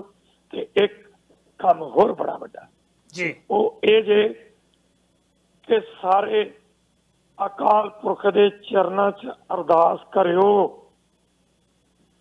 ਅਰਦਾਸ ਇੱਕ ਦਰਖਾਸਤ ਹੈ ਜੀ। ਜੇਕਰ ਕਿਸੇ ਵੀ ਮਸਲੇ ਦੇ ਸੰਬੰਧ ਵਿੱਚ ਅਸੀਂ ਕਿਸੇ ਅਫਸਰ ਨੂੰ ਦਰਖਾਸਤ ਦਿੰਦੇ ਹਾਂ, ਉਹ ਦਰਖਾਸਤ ਦੇ ਵਿੱਚ ਮੈਟਰ ਠੀਕ ਲਿਖਿਆ ਹੋਵੇ ਤਾਂ ਉਸ ਦਰਖਾਸਤ ਦੇ ਉੱਤੇ ਬਹੁਤ ਵਧੀਆ ਢੰਗ ਨਾਲ ਕਾਰਵਾਈ ਹੁੰਦੀ ਹੈ ਜੀ। ਸੋ ਅਰਦਾਸ ਅਕਾਲ ਪੁਰਖ ਦੇ ਚਰਨਾਂ 'ਚ ਜਿਹੜੀ ਕਰਨੀ ਆ, ਉਹ ਅਕਾਲ ਪੁਰਖ ਨੂੰ ਇੱਕ ਦਰਖਾਸਤ ਦੇਣੀ ਆ ਜੀ, ਉਹ ਜ਼ਰੂਰ ਦਿਓ ਜੀ। ਬਹੁਤ ਬਹੁਤ ਧੰਨਵਾਦ ਸੱਸਾ ਸਾਹਿਬ, ਕਿਉਂਕਿ ਤੁਸੀਂ ਤਕਰੀਬਨ ਕੁਝ ਘੰਟਿਆਂ ਬਾਅਦ ਹੀ 12:30 ਰਾਤ ਦੇ ਵੱਜ ਚੁੱਕੇ, ਅੱਧੀ ਰਾਤ ਤੋਂ ਬਾਅਦ ਗੱਲਬਾਤ ਕਰ ਰਹੇ ਹੋ। ਲਗਾਤਾਰ ਸਵੇਰ ਦੇ ਤੁਸੀਂ ਬੋਲ ਰਹੇ ਹੋ, ਕੁਝ ਘੰਟੇ ਪਹਿਲਾਂ ਕਿਸੇ ਹੋਰ ਚੈਨਲ ਦੇ ਉੱਤੇ ਬੋਲ ਕੇ ਆਏ ਹੋ, ਬਹੁਤ ਚੈਨਲਾਂ ਤੁਸੀਂ ਇੰਟਰਵਿਊ ਦਿੱਤੀ ਹੈ, ਤੇ ਸਾਡੀਆਂ ਸ਼ੁਭ ਇੱਛਾਵਾਂ ਅਸੀਂ ਅਰਦਾਸ ਕਰਦੇ ਹਾਂ ਕਿ ਇਸੇ ਤਰ੍ਹਾਂ ਤੁਸੀਂ ਚੜ੍ਹਦੀ ਕਲਾ 'ਚ ਰਹਿ ਕੇ ਜਿਹੜਾ ਮੁਹਿੰਮ ਵਿੱਢੀ ਹੈ ਉਹਦੇ ਵਿੱਚ ਵਿਦੇਸ਼ੀ ਪੰਜਾਬੀ ਨੇ ਜਿਹੜੇ, ਮੈਂ ਸਿੱਖਾਂ ਦੀ ਗੱਲ ਨਹੀਂ ਕਰ ਰਿਹਾ, ਵਿਦੇਸ਼ੀ ਜਿੰਨੇ ਵੀ ਭਾਰਤੀ ਬੈਠੇ ਆ ਉਹ ਦਿਲੋਂ ਅਰਦਾਸ ਕਰਦੇ ਆ ਕਿ ਇਸ ਮੁਹਿੰਮ ਦੇ ਵਿੱਚ ਤੁਸੀਂ ਸਫਲਤਾ ਪ੍ਰਾਪਤ ਕਰੋ, ਤੇ ਨਾਲ ਜਿਹੜੀਆਂ ਹੋਰ ਬਾਹਰਲੀਆਂ ਜਥੇਬੰਦੀਆਂ ਨੇ ਉਹ ਜ਼ਰੂਰ ਇਹਨਾਂ ਦਾ ਫਾਈਨੈਂਸ਼ੀਅਲੀ ਵੀ ਸਾਥ ਦੇਣ ਦੀ ਇਸ ਵੇਲੇ ਲੋੜ ਹੈ, ਕਿਉਂਕਿ ਲਗਾਤਾਰ ਕਈ ਦਿਨਾਂ ਤੋਂ ਜਿਹੜੀ ਮੁਹਿੰਮ ਚੱਲ ਰਹੀ ਹੈ ਉਹਦੇ ਵਾਸਤੇ ਕਾਫੀ ਜਿਹੜੀਆਂ ਮੁੱਖ ਲੋੜਾਂ ਨੇ।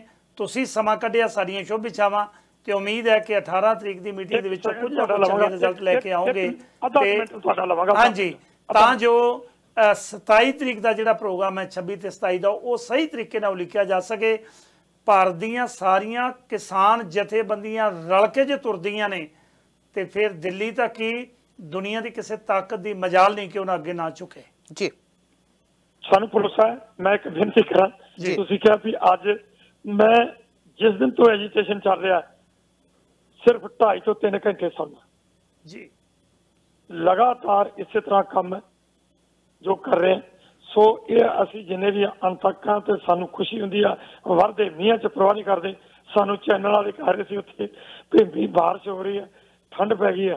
ਮੈਂ ਕਿਹਾ ਵੀ ਜਿਵੇਂ ਜਿਵੇਂ ਠੰਡ ਵੱਧ ਰਹੀ ਆ, ਜਿਵੇਂ ਜਿਵੇਂ ਮੀਂਹ ਪੈ ਰਿਹਾ, ਸਾਡੇ ਤੰਬੂ ਜਿਹੜੇ ਨੇ ਉਹ ਤੂਫਾਨ ਦੇ ਨਾਲ ਚੋਰ ਚੁੱਕੇ ਆ, ਚਾਨਣੀਆਂ ਚੋ ਰਹੀਆਂ ਨੇ, ਪਰ ਸਾਡੇ ਵਿੱਚ ਗਰਮੀ ਆ ਰਹੀ ਆ, ਜੋਸ਼ ਆ ਰਿਹਾ ਹੈ, ਸਾਨੂੰ ਖੁਸ਼ੀ ਹੋ ਰਹੀ ਹੈ ਕਿ ਅਸੀਂ ਜਿਹੜਾ ਇਹ ਸੰਘਰਸ਼ ਆਪਣੇ ਦੇਸ਼ ਵਾਸੀਆਂ ਲਈ, ਸੋ ਅਸੀਂ ਇਹ ਮਸਲਾ ਜਿਹੜਾ ਸਮੁੱਚੇ ਲੋਕਾਂ ਦਾ, ਵੱਲਾ ਸਬਜ਼ੀ ਮੰਡੀ 'ਚ ਜਤਿੰਦਰ ਖੁਰਾਣਾ ਹਿੰਦੂ ਵੀਰ ਹੈ ਤੇ ਉਹਨੂੰ ਮੈਂ ਗਲਵੱਕੜੀ ਲੈ ਕੇ ਜਦੋਂ ਇਹ ਗੱਲ ਕੀਤੀ ਤੇ ਵੀਰੋ ਤੁਸੀਂ ਅੱਗੇ ਲੱਗੋ, ਇਹ ਕਿਤੇ ਸਾਡਾ ਸਿੱਖਾਂ ਦਾ ਮਸਲਾ ਨਾ ਬਣ ਜਾਏ, ਇਹ ਕਿਤੇ ਸਾਡਾ ਸਿੱਖ ਧਰਮ ਦਾ ਮਸਲਾ ਨਾ ਬਣ ਜਾਏ, ਆਓ ਅੱਗੇ ਲਾ ਕੇ ਕਰੀਏ। ਇਹੀ ਗੱਲ ਭਾਰਤ ਦੀਆਂ ਸਮੁੱਚੀਆਂ ਜਿਹੜੀਆਂ ਕਿਸਾਨ ਜਥੇਬੰਦੀਆਂ ਉਹਨਾਂ ਨੂੰ ਕਹੀ ਹੈ। ਸੋ ਗੁਰੂ ਕਿਰਪਾ ਕਰੇਗਾ, ਸਾਨੂੰ ਭਰੋਸਾ ਕਿ ਅਸੀਂ ਇਹਦੇ ਵਿੱਚ ਤੁਹਾਡੇ ਸਾਰੇ ਭਰਾਵਾਂ ਦੇ ਸਹਿਯੋਗ ਨਾਲ, ਤੁਸੀਂ ਜਿਹੜੀ ਸਾਡੀ ਆਵਾਜ਼ ਦੁਨੀਆ ਤੱਕ ਪਹੁੰਚਾ ਰਹੇ ਹੋ, ਤੁਹਾਡਾ ਕਿਹੜੇ ਸ਼ਬਦਾਂ ਨਾਲ ਅਸੀਂ ਧੰਨਵਾਦ ਕਰੀਏ। ਜੀ ਬਹੁਤ ਬਹੁਤ ਧੰਨਵਾਦ। ਅਸੀਂ ਰਾਜ ਬੈਠੇ ਹਾਂ, ਤੁਸੀਂ ਵੀ ਕਰ ਰਹੇ ਹੋ। ਬਹੁਤ ਧੰਨਵਾਦ ਜੀ ਤੁਹਾਡਾ ਵੀਰ ਜੀ, ਬਹੁਤ ਬਹੁਤ ਵਾਹਿਗੁਰੂ ਚੜ੍ਹਦੀ ਕਲਾ 'ਚ ਰੱਖੇ ਜੀ ਤੁਹਾਨੂੰ। ਸਾਡੇ ਵੱਲੋਂ ਤੁਹਾਨੂੰ ਫਤਿਹ ਪ੍ਰਵਾਨ ਹੋਵੇ ਜੀ। ਵਾਹਿਗੁਰੂ ਜੀ ਕਾ ਖਾਲਸਾ, ਵਾਹਿਗੁਰੂ ਜੀ ਕੀ ਫਤਿਹ ਜੀ। ਵਾਹਿਗੁਰੂ ਜੀ ਕੀ ਫਤਿਹ। ਬਿਲਕੁਲ ਜੀ, ਇਹਨਾਂ ਨੇ ਗੱਲ ਕੀਤੀ ਕਿ ਜਿਉਂ-ਜਿਉਂ ਮੀਂਹ ਵੱਧ ਰਿਹਾ, ਠੰਡ ਵੱਧ ਰਹੀ ਹੈ, ਤੇ ਮੈਨੂੰ ਕਿਤੇ ਨਾ ਕਿਤੇ ਲੱਗਾ ਕਿ ਪੋਹ ਦੀਆਂ ਠੰਡੀਆਂ ਰਾਤਾਂ 'ਚ ਤਾਂ ਸਾਡੇ ਛੋਟੇ ਸਾਹਿਬਜ਼ਾਦਿਆਂ ਨੇ ਸੀ ਨਹੀਂ ਕੀਤੀ ਸੀ, ਡੋਲੇ ਨਹੀਂ ਸੀ, ਸਿਦਕ ਨਹੀਂ ਸੀ ਛੱਡਿਆ, ਤੇ ਇਹ ਤੇ ਫਿਰ ਸਾਡੇ ਪੂਰੇ ਪੰਜਾਬ ਦੇ ਰਖਵਾਲੇ ਨੇ, ਅੰਨਦਾਤਾ ਨੇ ਸਾਡੇ। ਮੈਂ ਨਾ ਪਰਸੋਂ ਇਹਨਾਂ ਨੂੰ ਕਾਲ ਕੀਤੀ, ਵੀਡੀਓ ਕਾਲ ਕੀਤੀ, ਰਾਤ ਦਾ ਟਾਈਮ ਸੀ। ਵੀਡੀਓ ਕਾਲ ਦੇ ਵਿੱਚ ਮੈਨੂੰ ਦਿਖਾ ਰਹੇ ਸੀ ਕਿ ਕਿਵੇਂ ਚੋ ਰਹੀਆਂ ਨੇ ਕਨਾਤਾਂ, ਉੱਪਰਲੇ ਪਾਸੇ ਤੰਬੂ ਚੋ ਰਹੇ ਨੇ, ਪਰ ਜਿਹੜੇ ਕਿਸਾਨ ਰਜਾਈਆਂ ਲੈ ਕੇ ਉੱਥੇ ਬੈਠੇ ਆ, ਪਿੱਛੀਆਂ ਰਜਾਈਆਂ ਦੇ ਵਿੱਚ ਹੀ ਬੈਠੇ ਆ। ਕਹਿੰਦਾ ਜਿੰਨਾ ਪ੍ਰਮਾਤਮਾ ਸਾਡਾ ਇਮਤਿਹਾਨ ਲੈ ਰਿਹਾ, ਅਸੀਂ ਉਹਨੇ ਦ੍ਰਿੜ ਇਰਾਦੇ ਨਾਲ ਸਖਤ ਹੋ ਕੇ ਕੇਂਦਰ ਨੂੰ ਇਹ ਦੱਸਣਾ ਚਾਹੁੰਦੇ ਆ ਕਿ ਨਾ ਤਾਂ ਇਹ ਸਾਨੂੰ ਝੱਖੜ ਰੋਕ ਸਕੇਗਾ, ਨਾ ਤੁਹਾਡੇ ਵੱਲੋਂ ਬਣਾਏ ਹੋਏ ਜਿਹੜੇ ਕਾਨੂੰਨ ਨੇ ਉਹ ਰੋਕ ਸਕਣਗੇ। ਕੇਂਦਰ ਸਰਕਾਰ ਦੇ ਨਾਲ ਕੱਲੇ ਪੰਜਾਬ ਦਾ ਜੇ ਮੱਥਾ ਲੱਗਦਾ ਹੈ ਤੇ ਉਹ ਬਹੁਤ ਵੱਡੀ ਗੱਲ ਹੈ, ਪਰ ਪੰਜਾਬ ਨਾਲ ਲੱਗਦੇ ਮੱਥੇ ਨੂੰ ਵੇਖ ਕੇ ਭਾਵੇਂ ਭਾਜਪਾ ਦੀ ਸਰਕਾਰ ਹਰਿਆਣਾ ਦੇ ਵਿੱਚ ਕਾਬਜ ਇਸ ਵੇਲੇ, ਪਰ ਹਰਿਆਣਾ ਦਾ ਜਿਹੜਾ ਜ਼ਿਮੀਂਦਾਰ ਹੈ, ਹਰਿਆਣਾ ਦਾ ਕਿਸਾਨ ਹੈ, ਹਰਿਆਣਾ ਦਾ ਮਜ਼ਦੂਰ ਹੈ, ਉਹ ਇਹਨਾਂ ਦੇ ਨਾਲ ਲੱਗ ਗਿਆ। ਇਸ ਕਰਕੇ ਜਿਹੜਾ ਵੱਡਾ ਡਰ ਕੇਂਦਰ ਨੂੰ ਖਾ ਰਿਹਾ, ਜਿਹੜੀਆਂ ਅਫਵਾਹਾਂ ਆ ਰਹੀਆਂ ਨੇ ਕਿ 18 ਤਰੀਕ ਦੀ ਇਹਨਾਂ ਦੀ ਮੀਟਿੰਗ ਹੈ, ਸ਼ਾਇਦ 21 ਤਰੀਕ ਨੂੰ ਕੇਂਦਰ ਸਰਕਾਰ ਇਹਨਾਂ ਨੂੰ ਫਿਰ ਬੁਲਾਵੇ, ਪਰੰਤੂ ਜਿੰਨਾ ਚਿਰ ਭਾਰਤ ਦੀਆਂ ਸਾਰੀਆਂ ਜਥੇਬੰਦੀਆਂ ਇਕੱਠੀਆਂ ਹੋ ਕੇ ਨਹੀਂ ਤੁਰਨਗੀਆਂ, ਉਹਨਾਂ ਚਿਰ ਕੇਂਦਰ ਸਰਕਾਰ ਦੇ ਨੱਕਾਂ 'ਚ ਦਮ ਨਹੀਂ ਹੋਣਾ। ਪਰ ਪੰਜਾਬ ਨੇ ਇਕੱਲੇ ਨੇ ਕਰ ਰੱਖੇ ਆ ਜੀ। 27 ਤਰੀਕ ਨੂੰ ਦੇਖਾਂਗੇ ਕਿ ਕੀ ਬਣਦਾ ਹੈ। ਮੇਰਾ ਖਿਆਲ ਹੈ ਵੀ ਆਉਣ ਵਾਲੇ ਸਮੇਂ ਦੇ ਵਿੱਚ ਜਿਹੜਾ ਭਾਰਤ ਦਾ, ਇਕੱਲੇ ਪੰਜਾਬ ਦਾ ਨਹੀਂ, ਭਾਰਤ ਦਾ ਮਜ਼ਦੂਰ ਤੇ ਗਰੀਬ ਵਰਗ ਉਹ ਜਾਗ ਚੁੱਕਾ ਹੈ ਜੀ। ਬਿਲਕੁਲ ਜੀ, ਥੈਂਕ ਯੂ। ਤੁਹਾਡਾ ਸਮਾਂ ਸਾਡਾ ਵੀ ਹੋ ਗਿਆ ਜਾਣ ਦਾ, ਤੇ ਹੁਣ ਵੀਰਵਾਰ ਫਿਰ ਤੁਹਾਡੇ ਨਾਲ ਮੁਲਾਕਾਤ ਹੋਵੇਗੀ, ਤੇ ਉਸ ਦਿਨ ਫਿਰ ਅਸੀਂ ਕਿਸੇ ਹੋਰ ਸ਼ਖਸੀਅਤ ਨਾਲ ਗੱਲਬਾਤ ਕਰਾਂਗੇ। ਧੰਨਵਾਦ ਜੀ ਤੁਹਾਡਾ। ਸਤਿ ਸ਼੍ਰੀ ਅਕਾਲ ਜੀ। ਇਹ ਸਨ ਜੀ ਮੇਰੇ ਨਾਲ ਸੀਨੀਅਰ ਜਰਨਲਿਸਟ ਕੁਲਦੀਪ ਸਿੰਘ ਜੀ। ਇਸ ਤੋਂ ਪਹਿਲਾਂ ਜਸਵੀਰ ਸਿੰਘ ਪੱਟੀ ਹੋਣਾ ਨੇ ਸਾਡੇ ਨਾਲ ਪ੍ਰੋਗਰਾਮ ਦੇ ਵਿੱਚ ਸ਼ਾਮਲ ਹੋ ਕੇ ਪੰਜਾਬ ਦੀ ਗੱਲਬਾਤ ਕੀਤੀ, ਤੇ ਬਲਦੇਵ ਸਿੰਘ ਸਰਸਾ ਹੋਣਾ ਨੇ ਸਾਡੇ ਨਾਲ ਕਿਸਾਨ ਜਥੇਬੰਦੀਆਂ ਦੇ ਮੀਟਿੰਗ ਦੇ ਵਿੱਚ ਗਏ ਸਨ। ਇਹਨਾਂ ਨੇ ਬੜਾ ਖੁੱਲ੍ਹ ਕੇ ਉੱਥੇ ਦੇ ਬਾਰੇ ਸਾਰੀ ਗੱਲਬਾਤ ਸਾਡੇ ਤੱਕ ਪਹੁੰਚਦੀ ਕੀਤੀ। ਸੋ ਕੋਸ਼ਿਸ਼ ਹੁੰਦੀ ਹੈ ਕਿ ਅਸੀਂ ਉਸ ਧਰਤੀ ਦੇ ਨਾਲ ਜੁੜੀਆਂ ਖਬਰਾਂ ਤੁਹਾਡੇ ਤੱਕ ਲੈ ਕੇ ਪਹੁੰਚੀਏ, ਪਰ ਖਬਰਸਾਰ ਬਿਹਾਈਂਡ ਦਾ ਨਿਊਜ਼, ਸੋ ਪੂਰੀ ਖਬਰ ਨੂੰ ਫੋਲ ਕੇ ਤੁਹਾਡੇ ਸਾਹਮਣੇ ਰੱਖਿਆ ਜਾਵੇ। ਸੋ ਕੋਸ਼ਿਸ਼ ਹੁੰਦੀ ਹੈ। ਉਮੀਦ ਕਰਦੀ ਹਾਂ ਤੁਸੀਂ ਪਸੰਦ ਕਰ ਰਹੇ ਹੋਵੋਗੇ। ਅੱਜ ਸ਼ਾਮੀ ਫਿਰ 7 ਵਜੇ ਤੋਂ 8 ਵਜੇ ਤੱਕ ਮੇਰਾ ਤੁਹਾਡੇ ਨਾਲ ਸਾਥ ਹੋਵੇਗਾ, ਤੇ ਮੇਰਾ ਸਾਥ ਦੇਣਗੇ ਰਫਤਾਰ ਸਿੰਘ ਗਿੱਲ ਗੱਲਾਂ ਖਰੀਆਂ ਵਿੱਚ। ਸੋ ਖਾਸ ਤੌਰ ਦੇ ਉੱਤੇ ਕਾਫੀ ਸਰਪ੍ਰਾਈਜ਼ਸ ਲੈ ਕੇ ਤੁਹਾਡੇ ਲਈ ਫਿਰ ਸ਼ਾਮਲ ਹੋਵਾਂਗੇ। ਤਦ ਤੱਕ ਤੁਸੀਂ ਰੱਖਿਓ ਖਿਆਲ। ਦੇਖ ਰਿਹਾ ਸਾਰੇ ਪਰਿਵਾਰਾਂ ਨੂੰ ਪਿਆਰ, ਅਦਬ, ਸਤਿਕਾਰ ਸਹਿਤ ਸਤਿ ਸ਼੍ਰੀ ਅਕਾਲ ਜੀ।